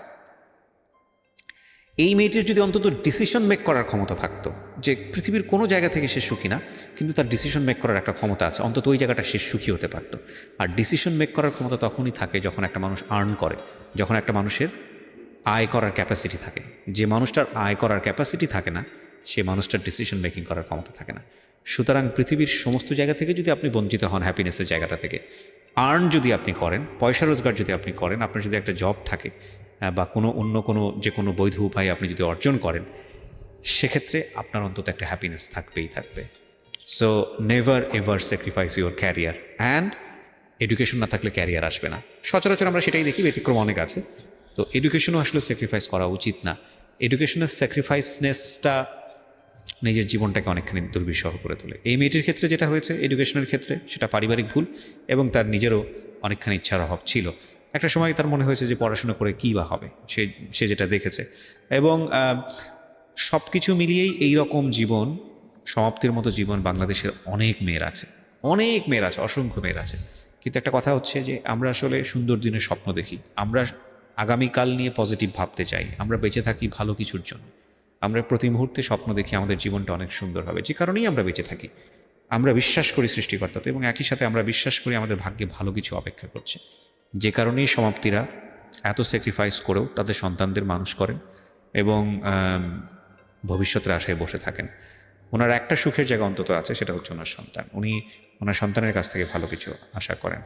আপনার যদি একটা মেয়ে হয়, আমি একটু প্রশ্নটা করে আজকের অনুষ্ঠানটা শেষ করে দিই। আপনার যদি একটা মেয়ে হয়, আপনি আপনার মেয়েটাকে আপনি কিভাবে বড় করবেন? আমার ভাইয়া মেয়ে। ও আপনার মেয়ে? আচ্ছা, ওর বয়স কত? 3 বছর? 3 বছর। ও, তো আপনার এই প্রবলেমগুলা যেগুলো আপনি ফেস করছেন, এখন আপনি তো বোঝেন যে আসলে কোথা থেকে কি হতে পারে। সো এই বিষয়গুলোকে আপনি ওর দিকে খেয়াল রাখেন? সব সময় ভাই, সব সময়। এই যে যেরকম আমার ও বাবা বা এখনই বুঝাই যে এটা তুমি এইটা করতেছ আম্মু, এটা যদি কেউ করে তুমি আমাকে কিন্তু বলবা, শারীরিক যেটা ওটা এটা কিন্তু সেনসিটিভ। আর ও মানে এত বিশ্বাস করবেন না, এত বুদ্ধি ওর মাথায়। আমি যদি একটু কান্না করি ভাইয়া, মা তোমার কি হয়েছে, বিউটিফুল। আমি চাই আপনার মেয়েকে আপনি ভালো শিক্ষায় শিক্ষিত করেন এবং তাকে আমি মেন্টালি সাপোর্ট দিব ভাই, সব দিক থেকে। ওর বাবা না দিতে পারলে আমি যেটা, আমার হাজব্যান্ড এখন পর্যন্ত ভাই আমার এটা বলা খুব দরকার, হাত খরচ দেয় না। আমার বাচ্চা পেটে আসে, তারপরে ফার্স্ট আমার গায়ে হাত তোলে। আমি জানি ভেতরে যদি ঢুকি তাহলে আরও অনেক কিছু বের হবে যেগুলো হয়তো সহ্য করার মতো না, কিন্তু তারপরেও সেই মানুষটাই আপনার মানুষ এবং তার সাথে আপনি সংসার করছেন। হয়তো ভবিষ্যতে সবকিছু ঠিক হয়ে যাবে। সবকিছু ঠিক হওয়া সম্ভব বলে আমার মনে হয় না, কারণ সে এখনো ফেসবুকে এত মেয়ের সাথে কথা বলে। আইডিয়া আছে আপনার কোনো ফেসবুক আছে? হ্যাঁ, আমার ফেসবুক আছে। সো আপনি ওটাতে তাকে মনিটর করেন? না। আচ্ছা, করি না, কিন্তু সে এসে করতেছে, কথা বলতেছে, রেখে দিছে। আমি দেখতে গেছি অনেক মেয়ের সাথে। আচ্ছা, আমি আপনাকে একটা প্রশ্ন করি, প্রসঙ্গটা অন্যদিকে চলে যাচ্ছে। যে মানুষটা আপনাকে ভালোবাসে না, যে মানুষটা আপনাকে সময় দেয় না, বা আপনি তাকে যেভাবে চাচ্ছেন সেভাবে তাকে পান না, সেই মানুষটা 8-10 জন মানুষের সাথে কি করলো না করলো সেটা দিয়ে আপনার কি লাভ? আগে প্রথম অনেক খারাপ লাগতো ভাইয়া, প্রথম অনেক খারাপ লাগতো। এখন মানে দেখেও বলতে গেলে অনেক মারতো। আচ্ছা, অনেক মারতো। আমার শ্বশুর বললাম মারা যায়, আমার মেয়েটা যখন 6 মাস বয়স, তখন আমার মা আমার সঙ্গে যায়। আমার শাশুড়িরা সব আমার মায়ের দিয়ে এটা করেন, তো আপা ওইটা করেন, তো আমার ননদরা। লাইফে না সবকিছু চুক্তি দিয়ে হয় না। আপনি যে ঘটনাগুলোর মধ্যে যাচ্ছেন, এই ছোট ছোট ঘটনার মধ্যে আমি আর যাচ্ছি না। আমি এখনো পজিটিভ ভাবতে চাই, যেহেতু আমি আপনি আমার হাজবেন্ডের গায়ে হাত তুলে একটা পর্যায়ে এইটা। ঠিক আছে, আমি জানি আপনার জীবনে হয়তো আরো বেশি কিছু সিক্রেটস আছে। আপনি এটা যেটা হয়েছে আপনার গায়ে কন্টিনিউ হাত তুলতে, হয়তো একটা সময় আপনি গিয়ে। আমি ওর জন্য তুলি না, আমার মায়ের জন্য। আমার বাসায় আমার মা আসে, আমার মেয়েটা তখন ছোট, ও অফিস থেকে এসে কন্টিনিউয়াসলি এটা দেন তো ওইটা দেন তো বলে। আমি বলি যে তুমি এরকম বলো দেখেই তো তোমার বাসায় আমার মা গেছিল, তোমার মারাও বলে। সে একটা পর্যায়ে উঠে আসলে বললো যে তুই দিলি না কেন আমি আসার পর? এটা দেন তো ওটা দেন তো বলতে আম্মুকে বলতো, মানে যৌতুকের ব্যাপারে? না, তাহলে ওই পানি দেন তো আম্মু, ওইটা খাওয়া, ওইটা টানেন তো আম্মু, এরকম বলতো। আমার খারাপ লাগতো, কিরা আমি আসি আমার মাকে কেন বলে? ও বলতে পারে যে আপনি একটু বাবুকে ধরেন, ওইটা আমাকে সেটা দিক। যাই হোক, আমি সংসারের বিষয়গুলো দিতে চাচ্ছি না। আমি যেটা বুঝি যে আপনি কমপ্লিটলি নট হ্যাপি, কিন্তু এই মানুষটাই ধরেন একটা সময় গেলে সৃষ্টিকর্তা চাইলে হয়তো আপনার সবচেয়ে কাছের মানুষ হয়ে যাবেন, মনের মানুষ হয়ে যাবেন। হয়তো হতে পারে। থিঙ্ক পজিটিভ, পজিটিভ চিন্তা করাটাই বেটার। যেহেতু আপনার পজিটিভ চিন্তাটাই করি ভাই, কারণ আগে যত সমস্যা হতো এখন আগের থেকে অনেক কমছে। সে একটু মানে বলতে গেলে লোভী টাইপের। ঠিক আছে, থাক। আপনি ধরেন যেহেতু আপনার সঙ্গে সংসার করছেন, তাকে নিয়ে নেগেটিভ না বলাটাই বেটার। আপনি যেটা বুঝি যে আপনি হোপ ফর দ্য বেস্ট, আর দিন শেষে কিন্তু সে আপনার সন্তানের পিতা। তাই না? এবং একটা সন্তানের ক্ষেত্রে বাবা মায়ের সম্পর্কটা যেমনই হোক না কেন, এই দুজন মানুষের প্রয়োজন অনেক বেশি, অনেক বেশি। সো এই জায়গাটায় বাবা এবং মাকে অনেক বেশি স্যাক্রিফাইস করতে হয়, এবং এই ধরনের স্টোরি আমরা আমাদের আমি রেডিওতে আমি বহুত এনেছি। ভাইয়া যতটা সম্ভব স্যাক্রিফাইস করে যাচ্ছি এখন। আগে তো বুঝতাম না ভাইয়া, ফার্স্ট টাইমে ছোট ছিলাম, অনেক কষ্ট, মানে কষ্ট হতো, অফকোর্স ইয়া আপনার হতো। লাইফের জায়গাটাতে অনেক বেশি স্যাক্রিফাইসের ব্যাপার আছে। সো আমি আসলে ওই জায়গাটাই কনক্লুশন টানতে চাই যে আপনার সন্তান, আপনি যেই ধরনের পরিবেশের মধ্য দিয়ে বড় হয়েছেন, যেটা জি। আপনার লাইফে খুব নেগেটিভলি ইফেক্ট করেছে, সেটা থেকে সেফ থাকবে, কারণ আপনার এক্সপিরিয়েন্সের জন্য। হ্যাঁ, আমার এই জায়গাটাই এক্সপিরিয়েন্সের টানতে জন্য। চাই হচ্ছে আমার যারা লিসনার তাদের কাছে। দেখুন, গল্পের বিন্যাসে সেই ধরনের কোনো রোম্যান্স নাই, সেই ধরনের কোনো রোমাঞ্চকর ব্যাপার নাই, সেই ধরনের কোনো শিহরিত হওয়ার ব্যাপার নাই, এবং আজকের যে গল্পের বলার ধরন, সেখানে সেই ধরনের আপস অ্যান্ড ডাউন তন্ময় হয়ে শোনার মতো হয়তো তেমন কোনো বিষয় নাই, কিন্তু একটা শিক্ষার জায়গা আছে, চমৎকার একটা শিক্ষার জায়গা। ওনার জীবনের কিছু ভুল, কিছু অপরাধের জন্ম হয়েছে ওনার খুব অতীত অভিজ্ঞতার কারণে, এবং একই সাথে ওনার দ্বারা অনেক ভালো কিছু করা সম্ভব ছিল, সেটা হয়নি। সেটা সাফারার ওনার ফ্যামিলি, উনি নিজে, এবং ওনার ফ্যামিলি, অফকোর্স ওনার বাবা মা তো অবশ্যই সাফারার। তো আপনারা যারা শুনলেন, তারা যেন ওনার মতো করে ভুলগুলো না করেন, বা তারা যেন তাদের মেয়েকে প্রপারলি বড় করেন। এই যে বেসিক নিড যেগুলো, শিশুকে কি পরিবেশে বড় করলে সে কোনো সেক্সুয়াল অ্যাবিউজের শিকার হবে না, শিশুকে কি পরিবেশে বড় করলে তার যে বেসিক নিডগুলো, তার যে শারীরিক পরিবর্তন, বয়ঃসন্ধিকালের যে বিষয়গুলো, সেগুলো খুব স্বাভাবিকভাবেই সে নিতে শিখবে।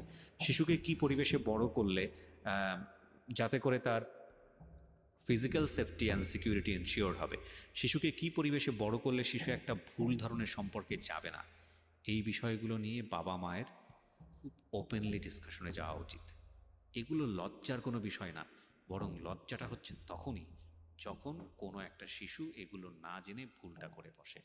লজ্জাটা তার না, লজ্জাটা হচ্ছে তার বাবা মায়ের। So thank you very much. আপনি যেন সেই রকম বাবা মা না হন, সেই প্রত্যাশা রেখেই আজকের সিক্রেটস